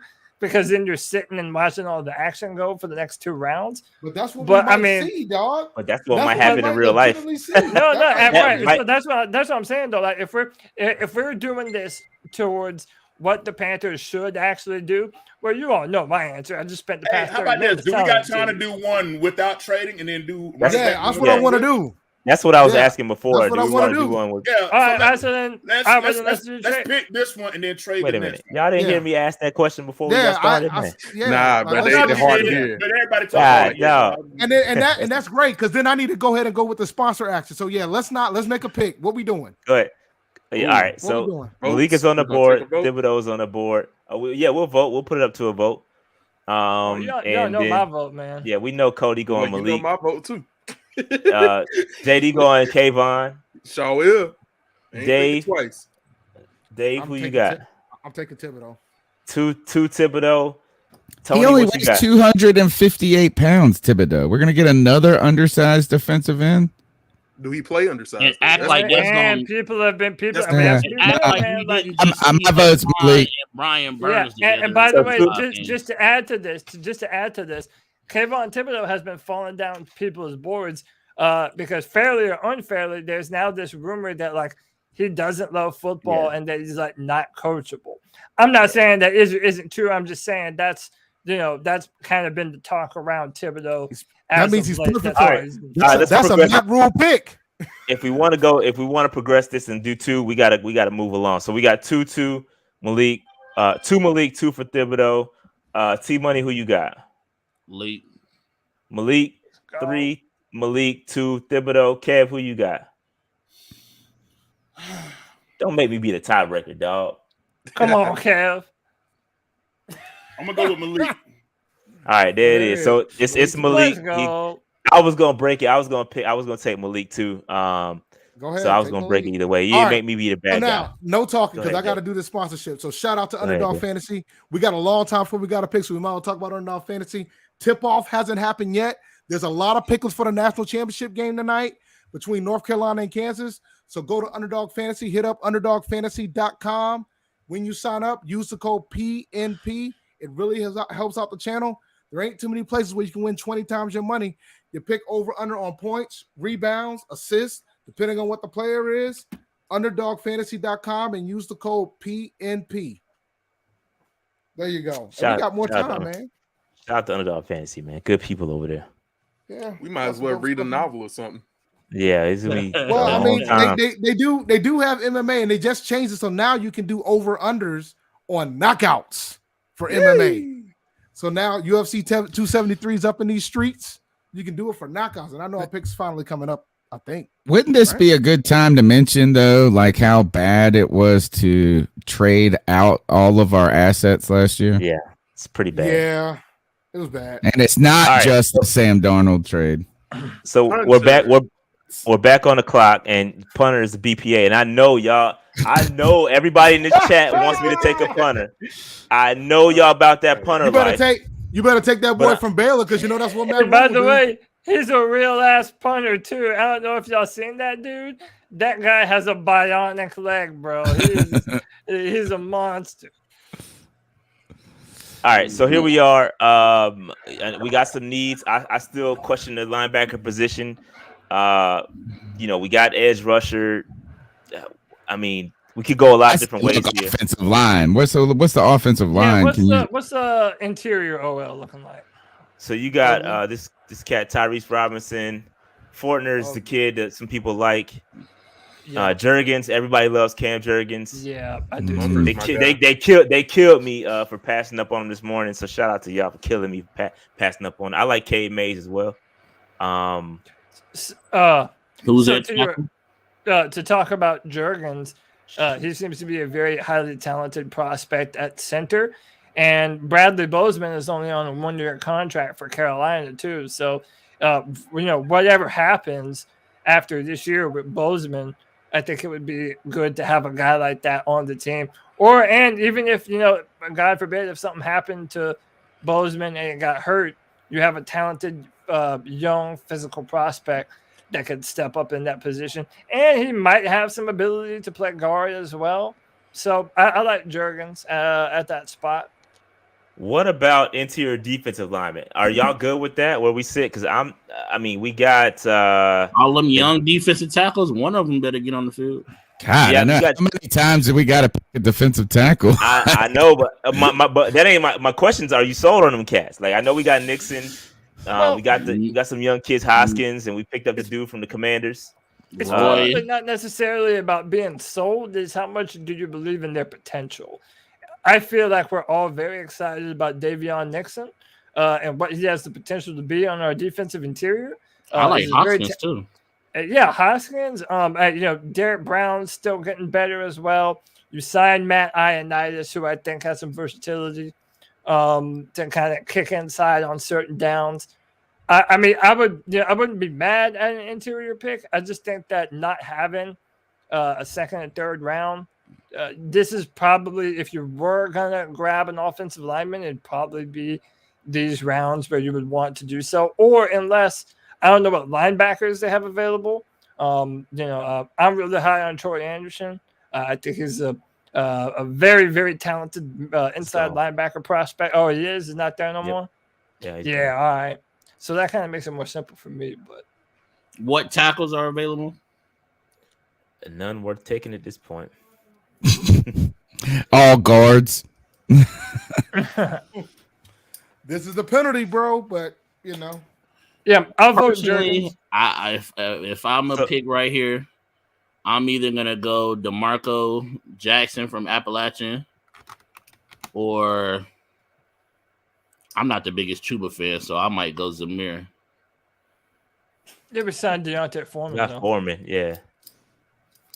His best thing was gonna be to get Watson there. Why you roll your eyes like that? You don't like Deontay Foreman? So any other thoughts? I think I'm leaning towards Jurgens right now. Anybody else? I'll vote. I'll vote Jurgens. Any offensive lineman you guys endorse, I'm down. I'll lean offensive lineman, but I'm gonna lean towards the guard tackle variety. I like Thayer Munford. That's my guy. I like Munford. That's who I picked, and they killed. I picked Thayer Munford this morning. That's a solid pick, in my opinion, because you have Deontay Brown, who still needs to get on the field and on the interior. You have Christensen, who's been flirting with guard, so I think it gives your O-line coach a little bit more versatility there. Munford played tackle, left tackle, and guard, so it's up. It's whatever. I like Jurgens too, though, so I'm not going to fight y'all over this one like I wanted to fight y'all over Kayvon. Ohio State, I feel like, is an offensive line factory, right? I mean, aren't they known for that? So the Munford dude, he get Ohio State. I'm all right with that. It's going to show as a reach, but it's not really a reach in my opinion. I don't pay attention to these boards. Everybody's board is different, so I don't mind that. So we're looking at Munford or Jurgens. That's kind of where we are. I'll say take Jurgens, Joe. All right, we'll roll with Jurgens. Everybody's saying Jurgens. We do have another pick right around the corner. We could trade. Nah. This is the one without trades. This is our one without trades anyway. Okay, my bad. You're right. You're right. My fault. Well, all right, so we back on the clock again. Get our punter, bro. Matt Ariza. I'm kidding, bro. We just signed a punter. We're good. Nah, I know. Y'all love him too. Greatest punter of all time. I'm not even joking, man. I like Sanborn. I was gonna say I like Sanborn too here at linebacker. With what's left, you kind of slim picking. So I'm a fan of Sanborn too here. To be honest with you. Damn, I'm the only one that fuck with DeMarco. Hey, does anybody like Damone Clark out of LSU? I really think. Oh yeah. He has a lot. He has a lot of physical upside to be a really good linebacker, and he might be so we also have 149 coming up right here too. We do. Yeah, I mean, to be really real with y'all, I wouldn't mind double dipping, going Jack Sanborn right now, and then Damone. I ain't mad at that. There at 149, I'd do that. I am not sold on our linebackers, bro. I'm gonna be honest with y'all. That's scaring me right now. Because right now Frankie Louvu's supposed to start, right? All the guys that we've signed, they're all band-aids. None of them are long-term fixes to those positions. I would definitely double dip. What's the name of that? Y'all remind me. What's the cat that we signed from the Raiders? What's his name? Corey Littleton. Yeah. I like Corey Littleton. I think he's good, bro. I'm still not sold on the linebacker room. I agree with you, Shad, but I think he's. I still ain't sold on Shaq. Oh, I'm dead. Yeah. He said, you ain't sold on Shaq by now. It's a wrap. Hey, I tell you what, I'm more sold on number 7 Shaq Thompson than I am number 54 Shaq. Hey man, I could get with that. I can get with that for sure. So we're gonna roll with Damone Clark here. Did he fall down the board or something? Yeah, I mean honestly, Rashad, you know what? Just to kind of play the board, if y'all really wanted to double dip, I would say maybe take Jack Sanborn first, because there's a better chance that within the next 6 picks, you'd be able to get Damone Clark. I don't know that, but to kind of play the board. So the chat is also saying edge. Take a look at edge. They're saying don't forget about the edge rushers. Lord, who's on the board still? Because I did not understand that. If Hassan left and we was gonna trade Burns, who was gonna be the DN? Louvu, man, they want Louvu to be that guy, bro. They want Louvu coming off the edge. Marquise No, Haynes? it's Marquise Haynes and YGM. Hey, the chat keeps talking to Marco Johnson or Jackson. Who's that? The linebacker. The linebacker from Appalachia. App State. Marquise Haynes, the next Mario Addison, homie. I like DeMarco Jackson, but yeah, I guess y'all didn't know who he was or wasn't feeling him. I'm gonna be honest. I'm not that familiar with him. I've heard the name, but I haven't done a whole bunch of study on him. I would say Sanborn right here, but that's just all right. me. No, I'm with it. I like Sanborn. I'm a fan. I like Sanborn. Can you click on his profile real quick? Like, oh, my bad. I took him. My bad. Here, you're fine. Yeah. Okay. Yeah, so he's a little bit shorter, but dude, he's built like a linebacker. He plays strong. He is. Yeah, he's one of them lunch pail dudes, bro. Yep. Sorry. So do y'all want to double dip at linebacker? Y'all want to look at edge. I like Alex Wright out of UAB personally. He's got a nice frame to work from, a bit raw, but I like it. I love Alex Wright. What's some safeties looking like? Or safety. I know we're kind of already sort of. I was about to say we. Verone is my play guy. Special man. teams. We can wait though, but Verone is my guy. Verone McKinley. Okay, yeah, he is guy. nice. Is Kobe Bryant still on the board? I think Kobe he got picked. I think he just went to the Bears. Yeah, I'm down for the linebacker. I say just draft. Look at wide receivers real quick. Just Wide look at wide receivers. Just I like Romeo Doubs. Yeah. Hey y'all, Justin Ross available this year, man. That's a beast. I'm telling y'all. Hey, I like Tyquan Thornton though. I think he could be receiver good. From Baylor. Yeah, he ran that for something. He already has two advantages in that. I know. He's the pick. I'll pick him in the first round. Yeah, he'll pick him number 6. Hey, his 40 time was crazy though. And he like 6'3", 6'4". He can track the ball a little bit too. Some people in the chat room are saying Munford, but again, it's like I don't know what y'all think. I still believe Deontay Brown will be a future star. I don't think Matt Rule believes. I'm with you on that, bro. And I think our offense. I think our O-line got coach, to get him on the field. I think our O-line coach wants to give Christensen and Deontay Brown more of an opportunity to prove themselves this year. Yeah, I'm with you on that. I like Deontay. Got to get him out there. But back to this pick. Who we taking? Going double dipping the linebacker. We have. I say Damon Clark. That's on me. That's my pick. I agree with Cody this time. I'm a double dip. Double dip a linebacker. I say Tyquan Thornton. Take the linebacker. I forgot about my guy. Take another one. We need it. Like folks ain't talking about how bad the position is right now. Take another linebacker. All right, we'll take Clark. Temujin said Cody's such a Clemson homer. Damn straight, bro. I don't know. And we got a 6th and a 7th, and then we'll be done. I think. Leave my boy Tyquan on the board, bro. Oh, y'all punter is falling down. Punter's still there. We're gonna get him. We have to take him, man. Come on. I like Jack Jones from Arizona State. No, we have John. We will pair him with our long snapper. He went before us. Yeah, right before us. Right to Jacksonville. So I like Barnes is the one that ran a really crazy 40 at the combine. Who else is here? And he's a Baylor kid. I like Collard. So I heard somebody say it.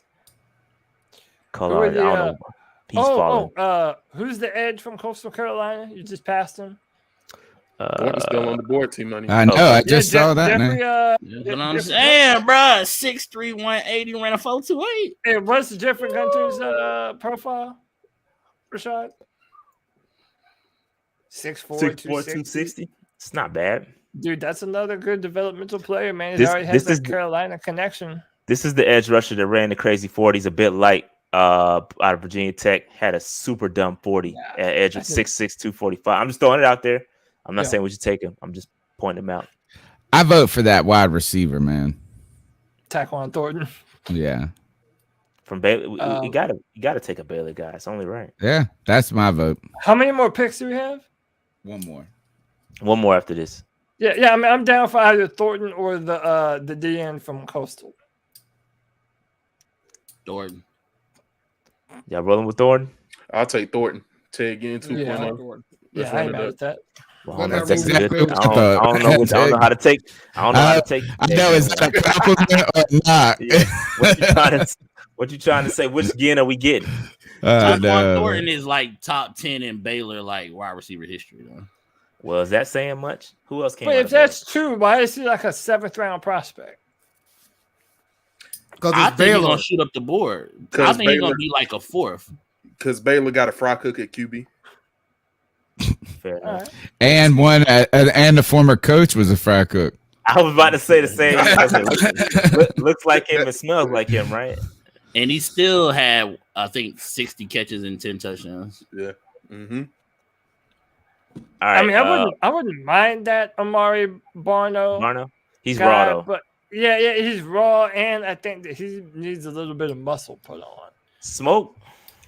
Yeah, Remember, man, we're in the 7th round. How many safeties are we gonna have though? We run a 5 safety. I don't want to draft a safety named Smoke. Because that first time Mug gets beat over the top, they're gonna be like smoke. Or he could bring the smoke. He could bring the smoke, but there's a lot of pressure on that name. But did y'all see yesterday that supposedly, according to J.C. Horn, Kenny Robinson is the hardest hitter on defense? I believe I it. was surprised by that. No, I believe it. He was stumping when he was in the XFL. And especially when you're not a named player, man, you're out there trying to thump everybody, prove yourself, man. Like, yeah, that don't surprise me at all. I kind of thought he would have said Shaq though. But I'll just say Barno just to speed this up. I'll say the D. All right. I agree. We could take Barno here. Yeah, that's fine. yeah, that's cool. All right. The next one should be fun. Yep. Got a quarterback, but we ain't get much. Rashad, who did your late round crush go to last year?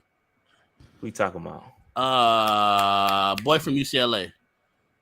Oh, Felton, Demetri Felton, the Browns, and was killing. Yeah, he was. I love Demetri Felton, bro. He won me some money a couple love weeks. Demetri Felton, man. He's my guy, bro. I remember he's a hybrid running back. Was trying to get Felton. Hybrid running back. He's a beast, man. Love him. Hey, that's not a bad draft right there, man.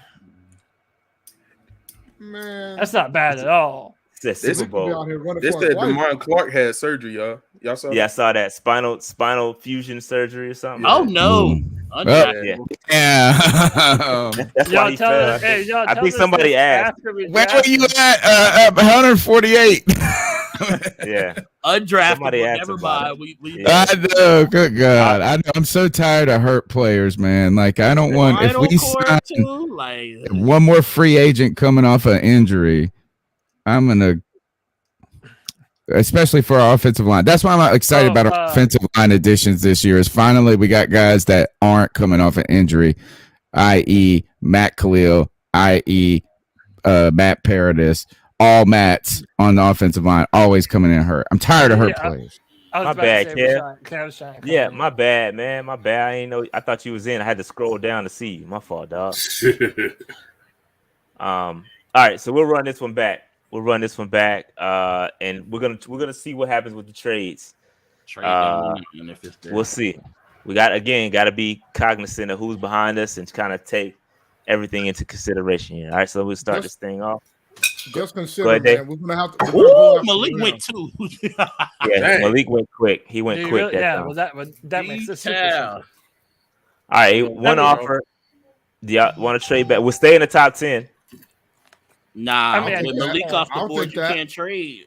Yeah, I think trade, man. I'm gonna counter Evan Neal, dog. Yep, that's easy. Easy money. Oh, well, easy money. Neal. Wait, hold on, scroll down a little bit. Who's on the board still? How does Evan and Icky on the board? Yeah, Evan and Icky on the board.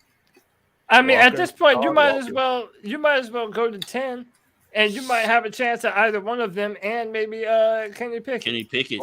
Or you could miss on all of them. Period. You better take Evan Neal, bro. We doing another box out pick. Yeah, all right, hold on. All right, can we have this conversation real quick? Do we know that Evan Neal is better than Kim? Yes. Yes. Next question. I think that Evan Neal comes from Alabama, which is by far, they have such a history at that position.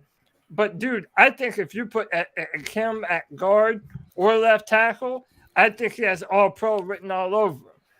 I think that guy is just as good as any O-line prospect in this draft. Even if you might not have quite the polish of Evan Neal, dude, that's a long-term franchise all-pro offensive lineman, potentially at two positions. Yeah, I like Evan Neal. He's played all across the line, and I think I said this about Slater last year. I say it again. You put him at guard, he's gonna be an elite guard. You put him at tackle, he's gonna be great there. So I love Evan Neal. I think Icky's the same. I'm not the X's and O's guys when it comes to offensive tackles. I'm gonna defer, but I think both of those guys are viable options. So if you guys say Evan Neal is better, I trust y'all. I heard that. I would be happy with either one of them. I heard that Matt Rule had. I heard that Matt Rule had a Evan Neal as a first round center talent and a third round left tackle talent. I will die here where I sit. That's how long is his arms? On that. You know that matter with Matt Rule. No, man, it's a joke, bro, dude. Because he said that because of the Christensen joint. Then Evan Neal said he came out at his pro day and he said, "I will play any position but center." I said, "Oh God, man! Now Matt Rule going to try to make him a center." How long is Evan Neal's arm? Because you know that matters to Matt Rule. The fact that he had Rashawn Slater on his draft board last year because of his arms, that should be enough to get you to lose your job right there. You missed on a Pro Bowl rookie left tackle because he wasn't on your draft board. Because they had him as a third round or whatever it was. Rashad, my vote is accept the trade back to number 10. I think you still have a shot at, even if the tackles are gone, Kayvon Thibodeau might be there. Kenny Pickett might be there. You can take Charles Cross might be there. Yeah, I would say Johnson. I'm a fan of. And can we get Matt Corral somehow after that? If we're trading, I would be. If we're trading, and this is, I would say trade. I'm gonna have to veto this. Isn't this the trade back version? I mean, ain't we supposed to we have to trade back. No. I don't think we have to trade back. I think you trade back if the scenario presents itself. Come on. In this situation, I think it did not. No, bro. No, bro. All right. So let's play this out. Hypothetically, right? The chat said this isn't realistic, so they want to restart. I tend to agree. I don't think both guys are gonna. So let's. It is not that unrealistic. I don't think all trade would take. I think it's very unrealistic that you would see Evan Neal, Icky, and Kayvon all three sitting there. I think it's highly. So, which of the 5 picks that just happened do you not think would happen? I don't think Sauce is gonna go top 5. I don't think Kyle Hamilton going top 5 either. Man, I don't know. Why? Just because of that one drunk 40 he ran. Nah, I just don't think he's gonna go top 5. But the Jets have Mekhi Becton, so are they gonna take a tackle? No. I mean, they might put a Kim corner right next to him and shore up that left side of their own line. So I wanted to hypothetically run this trade though, just to see what happens. I think we should restart. But let's just send this and see what happens, just hypothetically. Let's see what happens. Okay. Atlanta took Jermaine Johnson.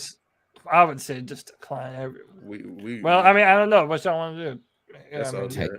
So Cross. So I want to see what offensive lineman we can get if we do trade back in theory. And Cross, I think Cross would be. Because now, from what I saw, that dude looked good. Like he looked smooth, like a smooth operator, dude. He didn't ever. His feet always stay under him. From what I saw, he didn't. Kenny Pickett's still there too. And by the way, Cross, I'm not worried about him being 310 or whatever. That guy has all the physical talent to be able to play that position. Y'all gonna Cross hate got me. the best feet. Cross got the best footwork of any offensive tackle in this draft. Truth be told, y'all gonna hate me, bruh. Y'all gonna hate me. I'm taking Garrett Wilson. Oh, y'all gonna hate me so bad, and Hey, I don't care. I'll mute you my taking damn it. self. Hush. You think Look, Wilson is better fight than me. Alava? Because Alava ain't win.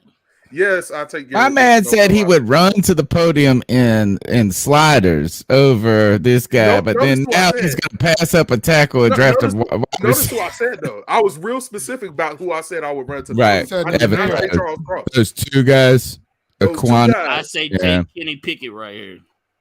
Look, I'm gonna be the eyeball. I'm taking the wide receiver. Oh no. We have Y'all a want to run with second-round this pick one? now. We have a second round pick now, so take. We have a Cross. second round pick. So y'all want to run with I this? want Cross. I still low key want to restart just for the So sake you of want We to will. restart? We will. Restart or Just take it and let's just take it and see what happens real quick at second, and then we'll restart. that? That's good. I take Because Cross. if you can take Cross and get Ritter or Howell or Oh yeah, that's a win there. one of them in the second round, I'm good. That's Man, I don't want His none of restarts those dudes. like Carolina, Kansas ain't about to play. Come on now. There go Ritter right there. And And Corral. I'll take Corral. I'm taking Corral. If Ritter. Matt Yeah, that's Corral the- is really take there, I would love to take. I will run. To Corral the is Willis and Pickett put together. I actually agree with. I see what you're saying. I actually agree with that. I do agree with that. Yeah, he did play better competition than Malik Willis did. He So for also everyone beat that's- up Wayne Gretzky's kid. That's got to get your points. I mean, like at first it bothered me because I think he's one of the greatest. Anyway, I love Y'all want hockey. to ride with this one, or y'all want But to I actually do like a quarterback that will beat your ass. Yep. So y'all want to keep going or let it? No, we can Start quit. You can stop there. Now these are the It's picks that actually we're off. most interested in. I think those like that kind of ordering. What happens if we take an O line in the first? Then Nah, what happens? Cross in the first round and got Matt nobody Corral. else saying You can't be mad at the that. rest of the draft is good. That's the That's solid a win. bet, That's man. a win-win right there. That's solid. The It's a move trade up. Let's see if we can do that again in another draft. Basically, All right. Who's that? like, Who's on if the top 5 falls restarted. another way. I restarted. Sorry, Ah. Cody. Ooh. No, 'cause y'all said. All right, so here we go. Be nice. Oh, Right. It was there. Sauce Malik. Gardner, top But 5 to me, again. To me, even that might as well be just as unrealistic. Trayvon Walker going number 2 or whatever. No, some folks think Walker's going to go that high, guys. People think Malik Willis is going to go number 2. It just depends on how Detroit feel about golf in the future. Well, we If you always were know Detroit, that how would you something do it? in the draft always happens counterintuitive to what anybody believes. Like, Agreed. think about the John Ross year where they drafted all It's those wide real receivers talk. in the top 10. Nobody thought that. If we take a trade, that's the trade to take. The Houston Yeah. trade. 13 Yeah. That's to get a second and a damn, third. boy. Get It the is second and a 13. third. That's 13 is moving down 7 picks. So, Well, Yeah. but we got a second and a third. Run We it. need pieces. Don't you want Matt Rule to survive? Run it. No one wants Matt Rule to survive. What? So who do you think is going to be available at 13? Is Cross. I bet you we still get him. Come on. Pickett's going to 13? be there at 13. Pickett probably is going to be there at 13. Oh, he If will Willis be. is still on the board. If Willis is still on the board. Cross is Pickett's still on gonna the be there. board. Pickett's going to be All there. right. So I'm going to trade. All Y'all want right. to? I want I that took Houston our- trade. Oh, I took our 5th out. Yeah, I took our. They was trying to get our 5th. I took it out. It still looks to be acceptable. So I'm gonna run that. Like the All right, sound cool. of So we're moving to 13. 13.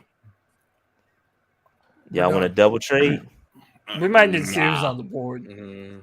I don't know what that Philly trip was. Yeah, Oh, we can't 31, see hell no. who's on the board without counter. Can't say Right? Counter, Can't say 15. I would Oh, that say Philly one might be the move, though. Hey, Counter. yeah, I like. Wait a minute, hold on.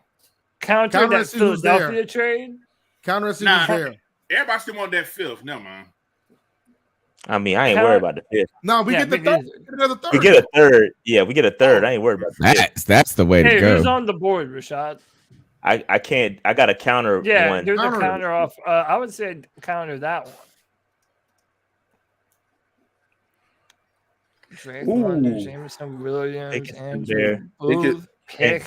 Pickett, We- there, we 2 moved more back 2 picks. more I mean, the spots, Ravens yeah. aren't going to take a quarterback. Jordan Davis, anyone? Nah, I'm good. All right, I'm gonna put forth my opinion and then let Did everybody. we get vote the on what they 15th want. then? You could get I Pickett. say this. Yeah, I say take Pickett right here. You would be able to pick up a third and a second round pick to be able to build around him. And I'll say it, man. If I had to choose between Kenny Pickett and Mac Jones last year, I would take Pickett. I agree. I think he has more physical upside. I agree there. I believe he has a better arm, and he does have a little bit of that Joe Burrow, that kind of moxie about him. The dude is poised. He's a real baller. So if we traded, we would move back 2 spots, right? We'll still be ahead of the Saints. Only so we 2 could take. Boom. We gotta do it. Yeah, We gotta take that. accept that trade, and then I kept our 5th too. Send it. Yes, sir. No, sir. We're not Buffalo. taking more. now. No, you got yeah, we don't care about none of We're not moving below New Orleans. Yeah. Okay. We're fine. Yeah. Can't even do it. No more. Can't even do it. Fair enough. So Pickett it is. My vote is Pickett. Scroll That's up. what I Scroll would up. vote. Scroll up. Yeah, Pickett.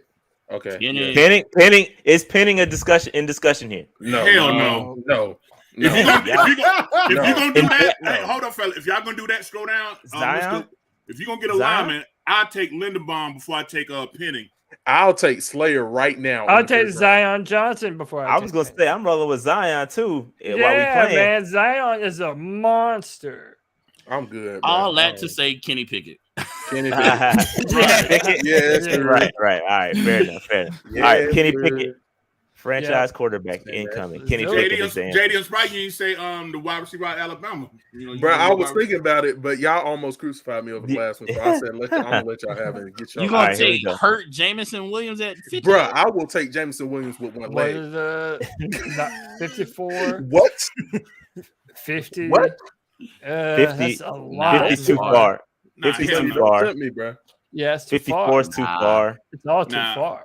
No. I think Nine- at this yeah. point, I feel like 99, if bro. we trade back anymore, we Yeah. just watering down what we could get. Yeah. right. Ojabo? I heard Ojabo. Anyone? Damn, David Ojabo fell And that. Corral was there. So we Corral could have had. went to the Could have. You could Oh, have. we could do the old Redskins joint where they drafted 2 quarterbacks, same draft. Hey, I'm gonna be real with you. I don't think Corral makes it to the second round. Yeah, really I I agree. think he does. Hey, I agree. I don't. He won't make it. Christian to the Harris second. and No, he Shaq won't. Thompson sounds nice together. Yeah, I was gonna say that's why I was hot. That's why I was highlighting them. Boy, Christian Not mad at Harris. that. Just scroll. I'm just DeMarvin scrolling. Leal. I do like DeMarvin, but that's probably too rich. he's for solid. 36. I like Jamari. I like Jamari. Yeah. Go back up to the top again. Where our picks at? Let's go with Jabo. Okay, let me just line up the picks real. Just hypothetical. Let me just pull up somebody so we can see the picks. 37, 68, Okay. 83, and 137. We got a good with lot. Christian Harris. If I'm saying Jamari this- can make it got to it. 68, that needs to be the pick. I agree. Dude, if I'm I- being I real, agree. I say you take Ojabo, man. Yep. I mean, dude, Ojabo. I ain't mad at that. Ojabo, by the way, for reference, Mm. people were talking about Ojabo before the injury. Like, he might have been a top 15 pick. Mhm. Like, Right. this dude Is he the one that did it in his pro day?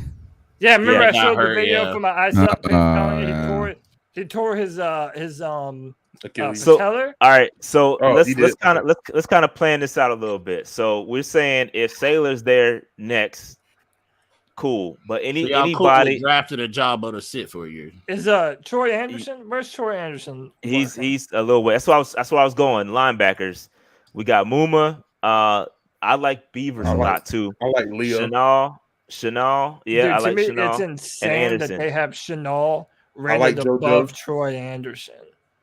That's crazy to me. I like Brandon I feel- Smith too. I feel like Criminally How is underrated. Montana State got so many damn players? Them and Nebraska. Hold on. Nevada. Did you say his injury was his Achilles? Yeah, I believe it was either his Talking about Achilles. Ojabo? Ojabo, yeah.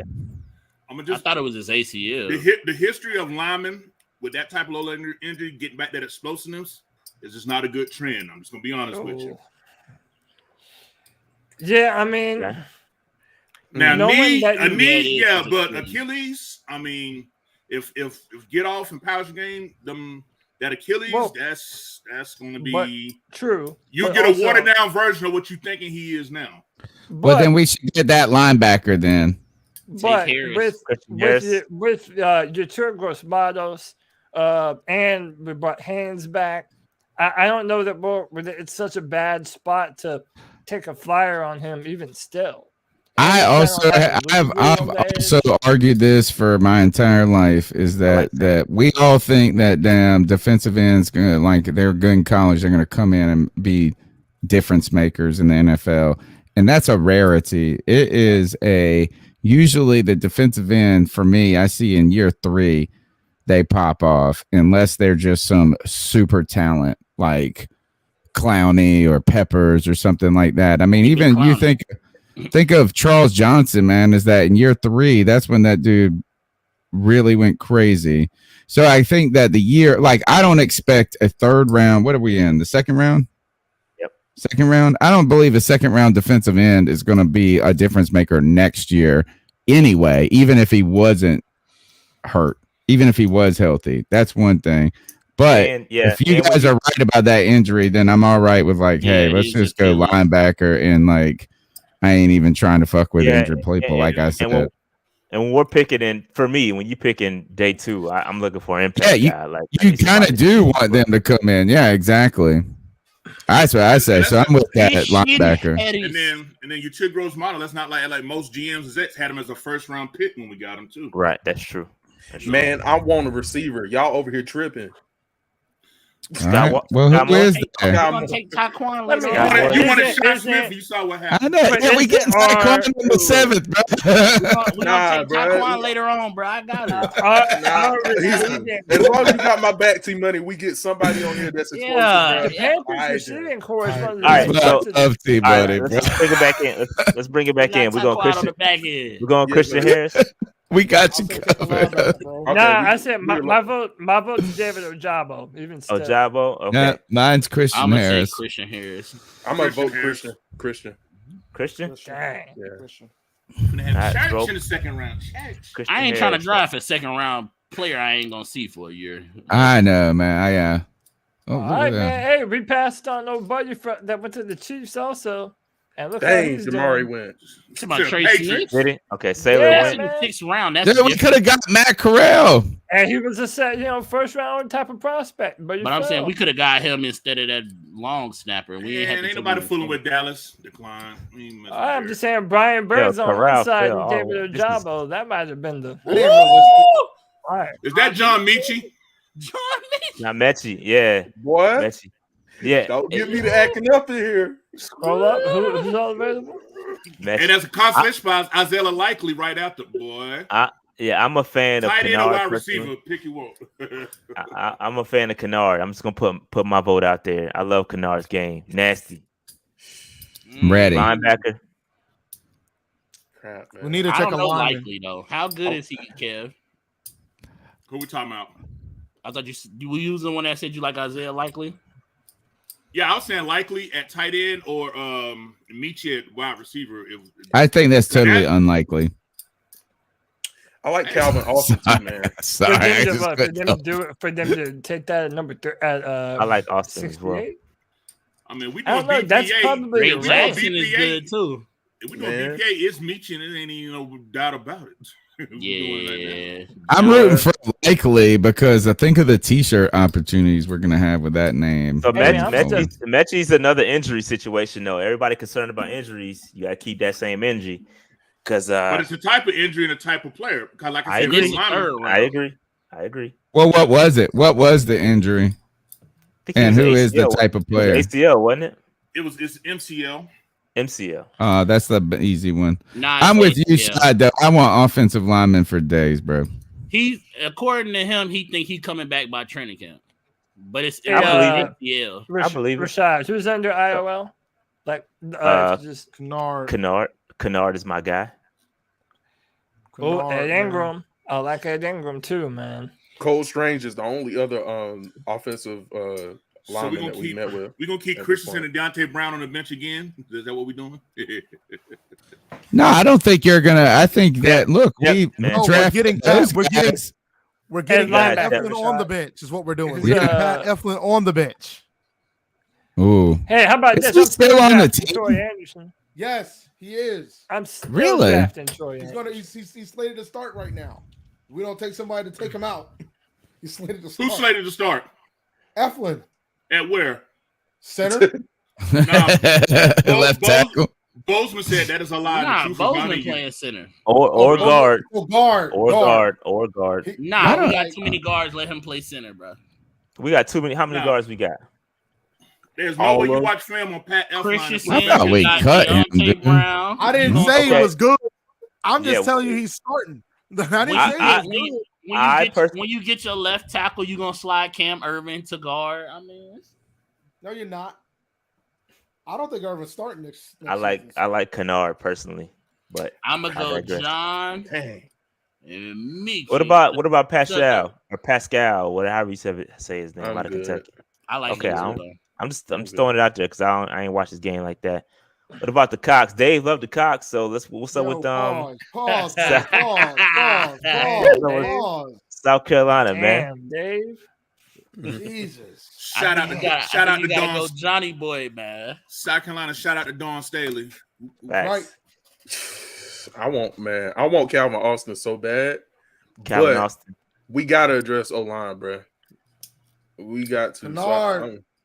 My vote is gonna be with Kennard, bro. I want one of these Kennard so bad, bro. I'm a stick with. How you want lineman? I want the wide receiver. Did we switch bodies, JD? I've been around y'all too long. That's what it is.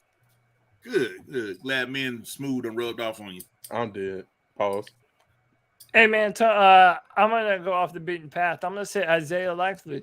We just drafted number 1 quarterback. Get him another big body weapon to go downfield, throw the ball to, man. Who going to the bench in the tight end room? Yeah, that's what I'm asking. I thought you were just gushing over that dude we drafted from Notre Dame. Tommy Tremble. Yeah, but so yeah. I thought you were trembling over you just re-signed Ian. Imagine having this tight end room, Trembling and Likely. You Likely Trembling. But what I'm saying, though, Isaiah Likely is another one of those very high-end prospects that has the potential to have a ton of upside in the NFL. So, if you have a franchise quarterback... That sound like the Tommy Tremble report. It do. I mean... Likely. Likely is better from a pass from a receiving standpoint. His film was better than all right, yeah, let's make a pick. Yeah, I'm sitting up here thinking 10 personnel with Moore, Anderson, Michi, Terrence Marshall with McCaffrey. I mean, what the hell you gonna do with that? Michi. You can't pass it. Say that again. I said run slants because we can't pass protect. That's what you're gonna do with that. Yes, that's true. You sign old man Brown, play left tackle. We good. All right, let's make a pick. What's our next? I'm on that Kennard. That's what I want. My vote. Offensive lineman. Y'all pick the lineman. We don't pick again to 83. Yeah, 83. I'm good with Kennard. That's just me though. I mean, I'm good with Kennard. I also like Troy Anderson too. I'm rolling with Kennard, and then we might be able to get Anderson in the next pick. Calvin Austin. He gone. Dang. He gone. Boy. Would decline that. No. Dang. That thing hurt me, boy. Troy Anderson. That's my pick. Do we take the linebacker here? I think Troy Anderson has so much upside, man. What's our next pick? 137, I believe. Okay. So it's a little drop off. Shaq Thompson, Corey Littleton. We just drafted. What's his name from Alabama? How many linebackers y'all think we're gonna put out there? Yeah, but they only 1 year deals, man. Like we don't have a long term answer, especially a middle linebacker. That's smart on both sides because with the salary cap, the big jump is getting from the TV contracts. A lot of players taking. Y'all keep talking about the TV contracts, my G. Hey, we already ate up a lot of 2023 already. That shit is gone. That includes a jump. So you got to start hitting on some of these picks, and I think linebackers one of them gaps. Just my opinion. And isn't that such a gamble on the player's perspective? I mean, think of Juju. Juju Smith-Schuster did that this past year. He was like, "Oh, I'm gonna try to go and get this," and then look, he did all that to still end up in Kansas City anyway. You could have did that a year ago. Yeah, I mean, but he was about to get money from the Ravens, dude. I say get your money when you get your money, like whenever you can get it. That's my theory. All I'm going to ask is this. Is it too early to take James Cook? Who? I'm not The running back? Yeah. Yeah, we not taking no running back. Yeah, man. we ain't taking a running back right now. My vote's Troy Anderson, man. Just with the same thing I said last time. These linebackers are Band-Aids. They're Band-Aids. And think about the history of the Carolina Panthers. The past decade plus, we have had one of the best linebacking cores in the NFL. Like, we need to get back to that. We need to fix our second level. I'm taking Troy Anderson. You know how you fix that? You go knock on Luke's door. Oh,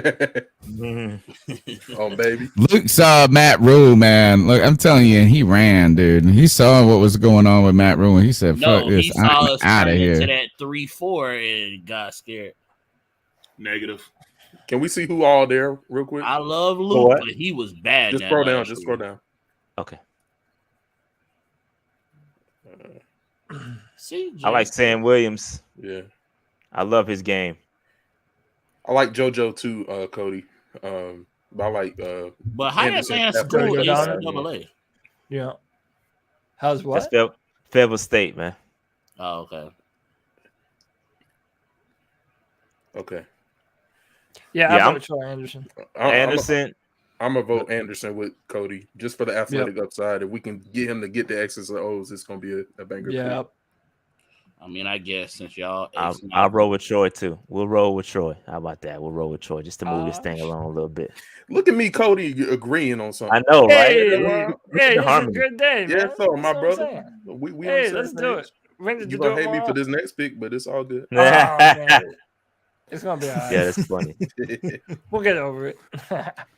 Well, it's not fun when everybody agrees. Damn, James Cook went to the Saints. See, I told What? you. Bro, we wasn't taking that. him. We wasn't taking him no way. I gotta be honest with you. All right, we on the board. Hunter. Yeah, well, the Saints just got their new Kamara. They got a Kamara. He's suspended for like half the year. Now they got 2.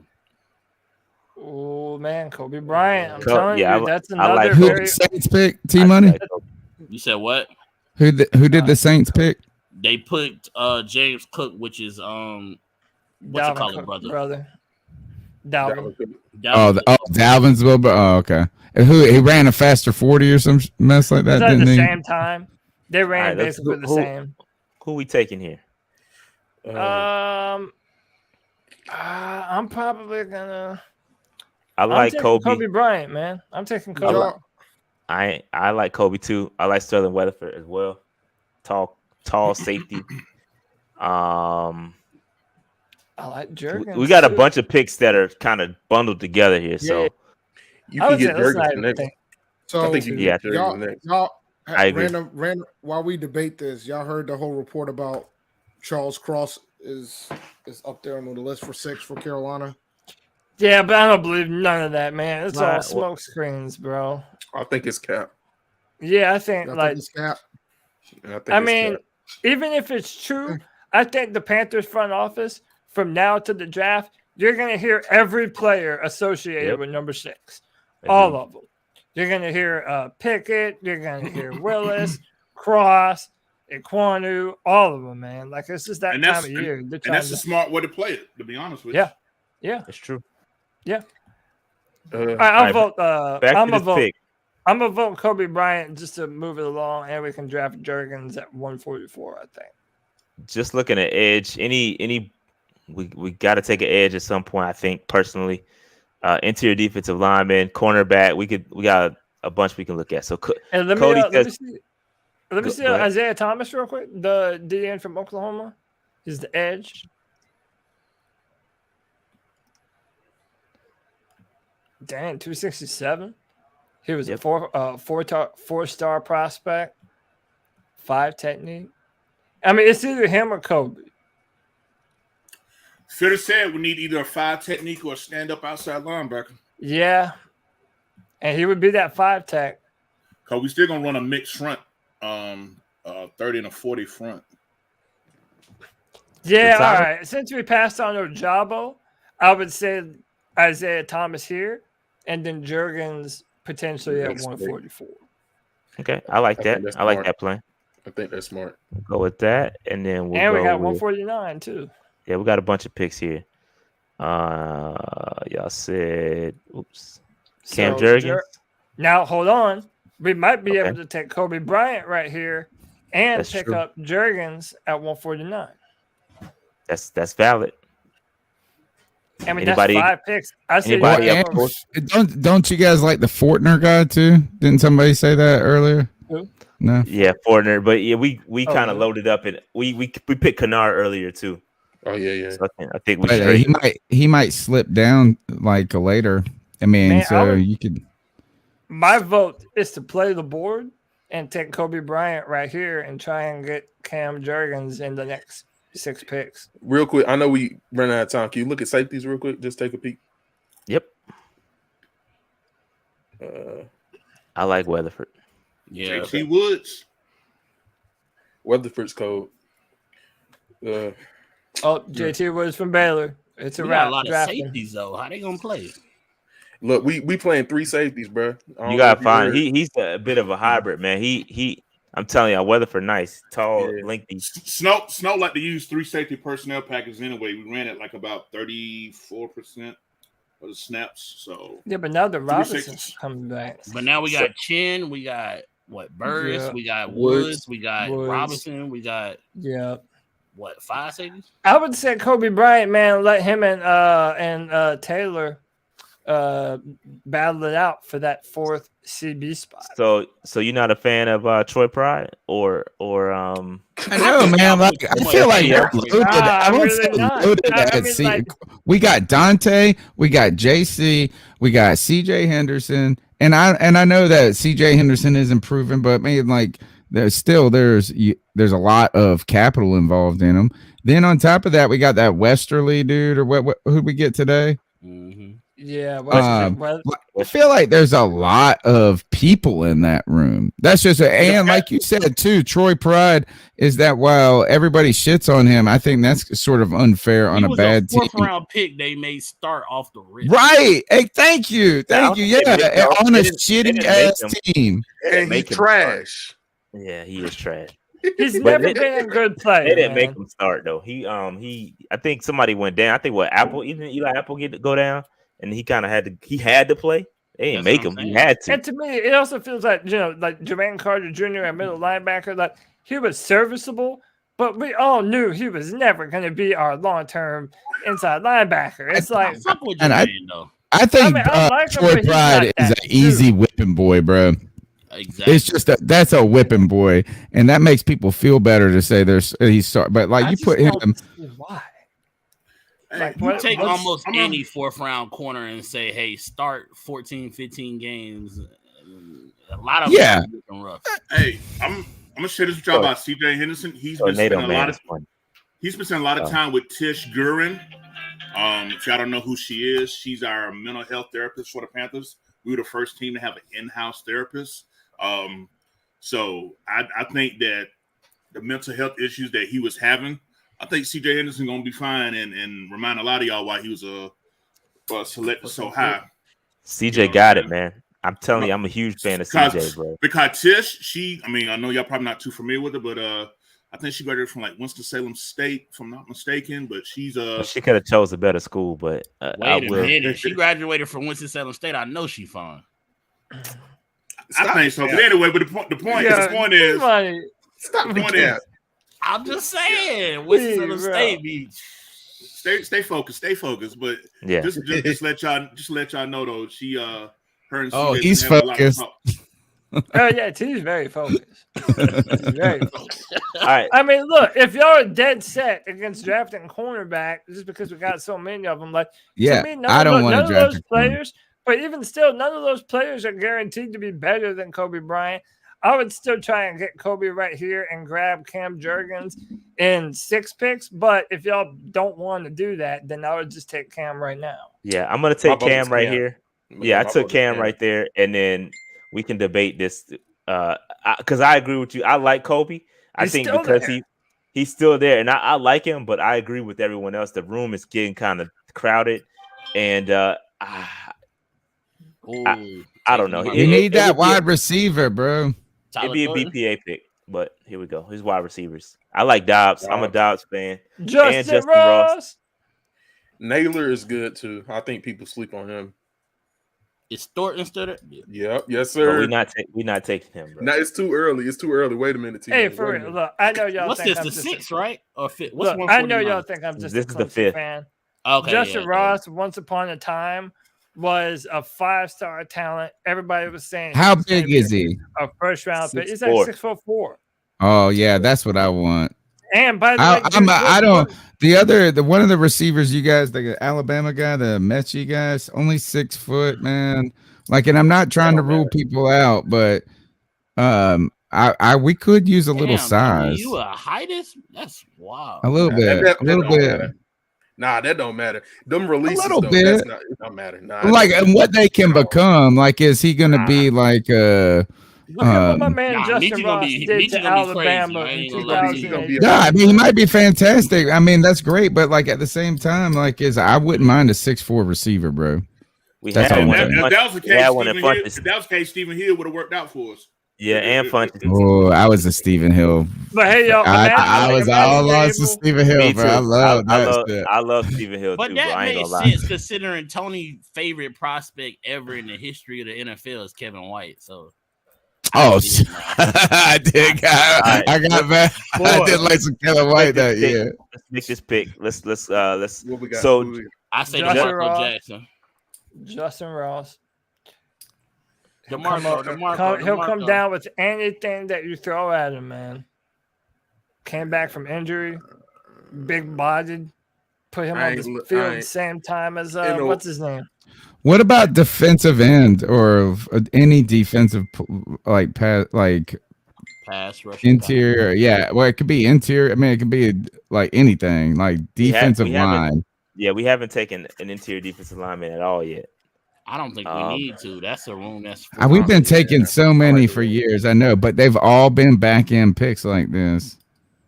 That's what I'm saying. That's cool. So we can go another linebacker. We double dip last time. There's your boy Clark. I say Marco. Hey, what are our picks looking like so far? Cam Jurgens, Isaiah Thomas, Troy.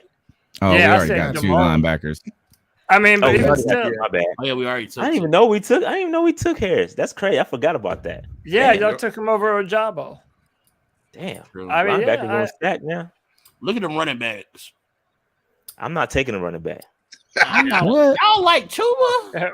I hate Chuba. I'm with you too, man. I am not on that. No, I like Foreman.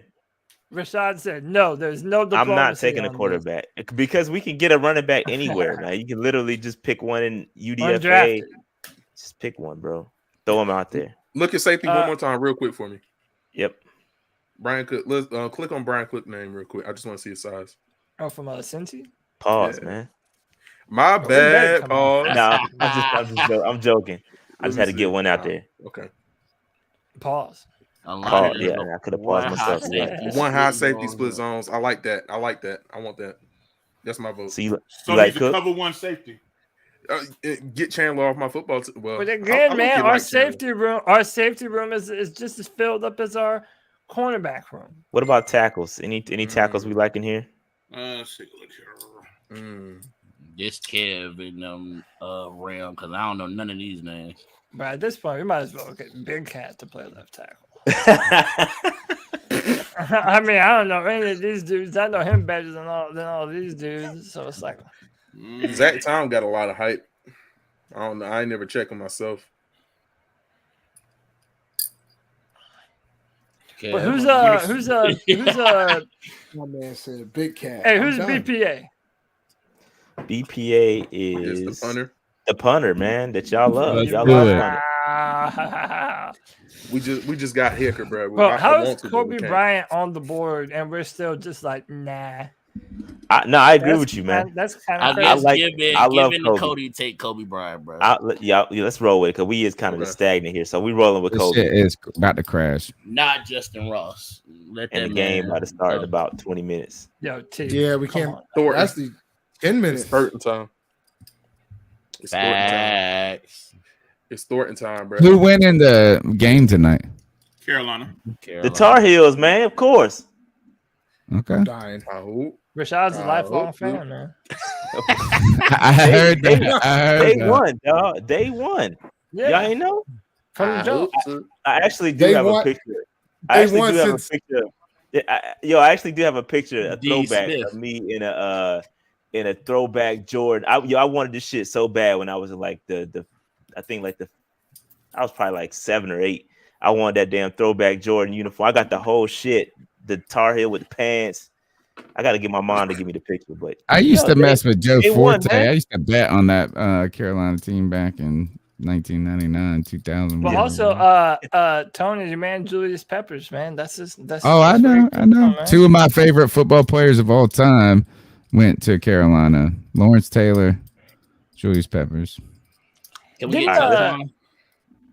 let's you know what team. Hey, did Trey Boston go to UNC? Yeah. he did. Yeah. I thought Yeah. he did. I thought he did. Jason. Taquan Thornton, y'all. Thornton. That's the pick. Yes, sir. Thornton. Man, it's perfect, man. He's Baylor. He's fast. By the way, I have a Lawrence Taylor Carolina jersey, bro. How about that? That's some shit right there. And Taquan fits Tony's height as him. He's 6'3". I'm totally. 6'2" I think according to this. 6'2". Damn, he's only $177 though. He's light. That's like It's all right. We ain't throwing no box out jump balls on the West Coast. No, you're right. I mean, Devontae Adams. is Anybody light, too. against Haskell Garrett? Nah, I'm not against it. I just want Thornton so bad. I want to add some more speed, bro. I gotta take the top off when it's time to Yeah, throw. I say receiver. And Terrence Marshall didn't show us. We took Thornton. That's cause Darnold was throwing all them hospital balls. That's Yep, true. Throwing to That's the true. Angels. He in the wasn't end even on zone. the field like that though. Yeah, that's a coaching thing more than I That think. man Yeah, was behind Rashad and them boy. Same with Shy Smith and TMJ. Just didn't. You really have tripping, the boy? You tripping?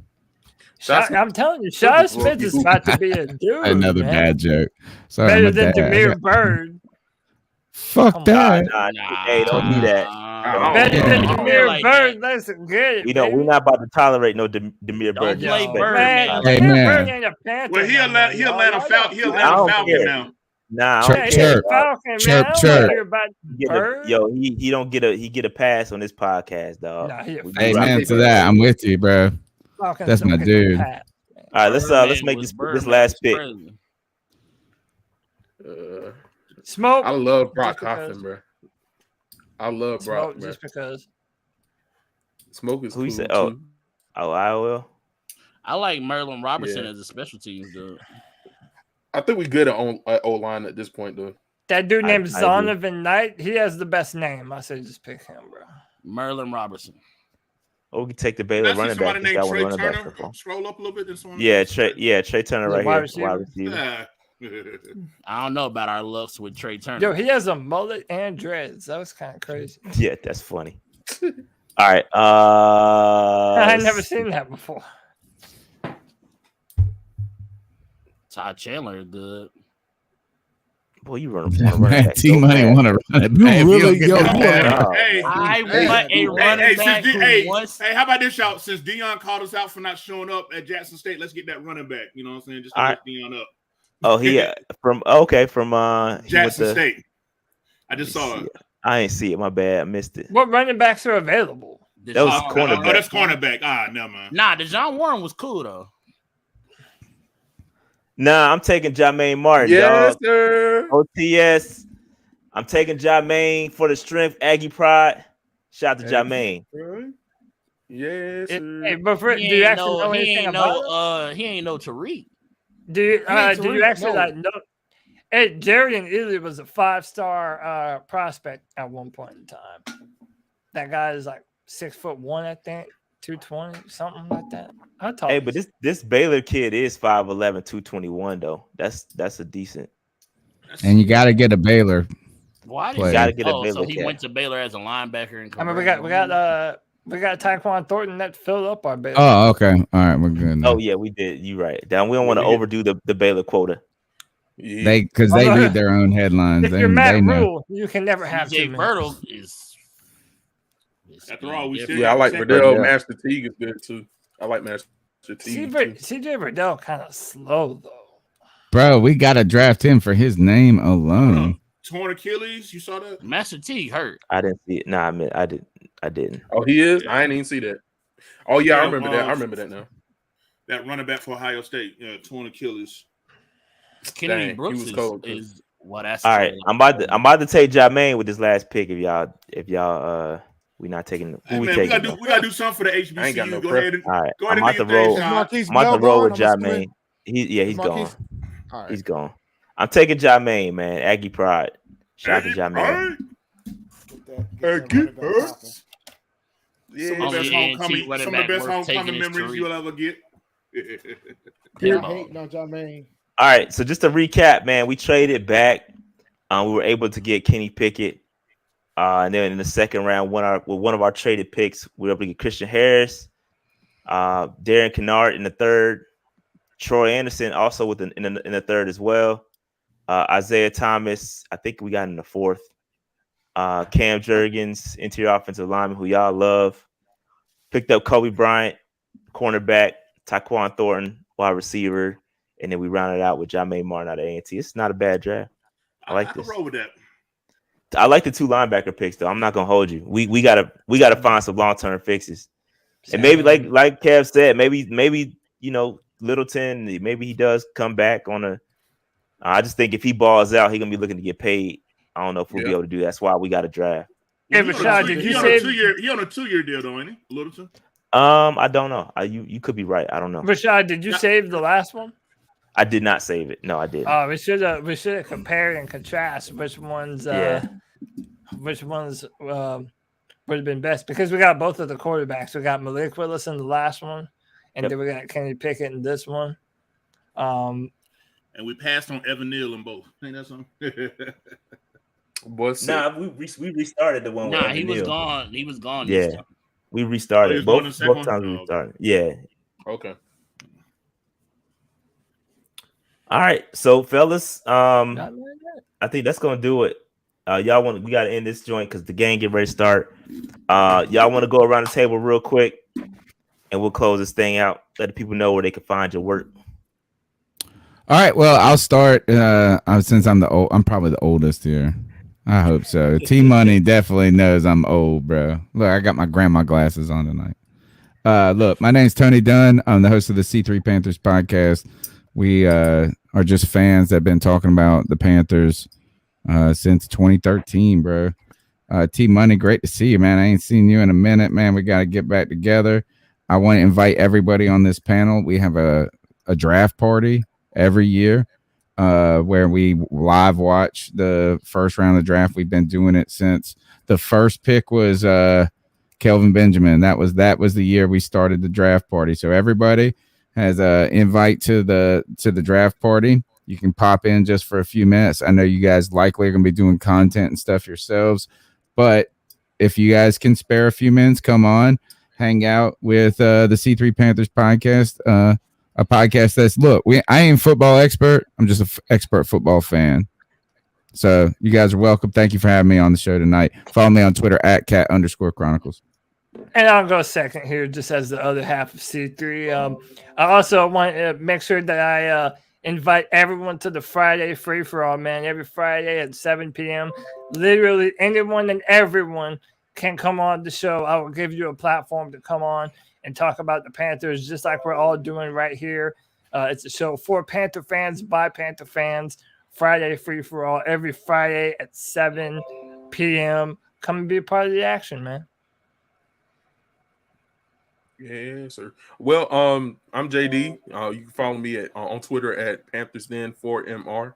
And if you want smoke, come get at me. If you want to chat, come get at me. I quote tweet you that straight up. Don't come at me sideways, though. I'm gonna chop you. Twitter virtually, of course. But yeah, y'all get at me and watch the 4-Man Rush podcast. Get all our content in there. We're gonna pump out some draft content as well. So y'all get at us. Well, I'll follow you up. You can follow me at 4MR_country. That's with a K, Kev. Speaking of draft content, we're going to be doing it Vegas style. I'll be heading out to Vegas for the draft. So we're going to be doing some things out there as well. Got a couple people looking forward to collaborate with to try to, put our brand out a little bit more. Already getting hit up about that. So, hey, just follow us out in Vegas, man, while we see who's coming back to Carolina. Far as me, my name's Tadeus Muhammad. Twitter, Mr. T Money 1993, and YouTube. And Tony, I've been kind of missing because I coach now at Clinton College basketball. Right. So if you want to follow my coaching profile, it's C and then my name today is Muhammad. Other than that, that's it. AKA Straight Facts. You already know. Dave, you got to do this for Big Low, man. Dun, dun, dun. That's the Superman chat. Shout out to you, Big Low. Shout out to Big Low, man. Hey, shout out to Big Low, man. We had a blast at the NFC South Roundtable, man. That joint was classic, man. Shout out to Big Low. Yeah, man. Shout out to Big Low, man. But anyway, this is P&P already over here, so y'all know what time it is. Man, we got the draft coming up here pretty soon, so I'm excited for that. Man, just stay tuned with us. We got more player interviews, all that good stuff. So just hit that like button, subscribe button, notification bell, all that good stuff. And we appreciate y'all support. I'm about to go watch this game. I'm out. Go Heels. Pound. Tar Heels for life.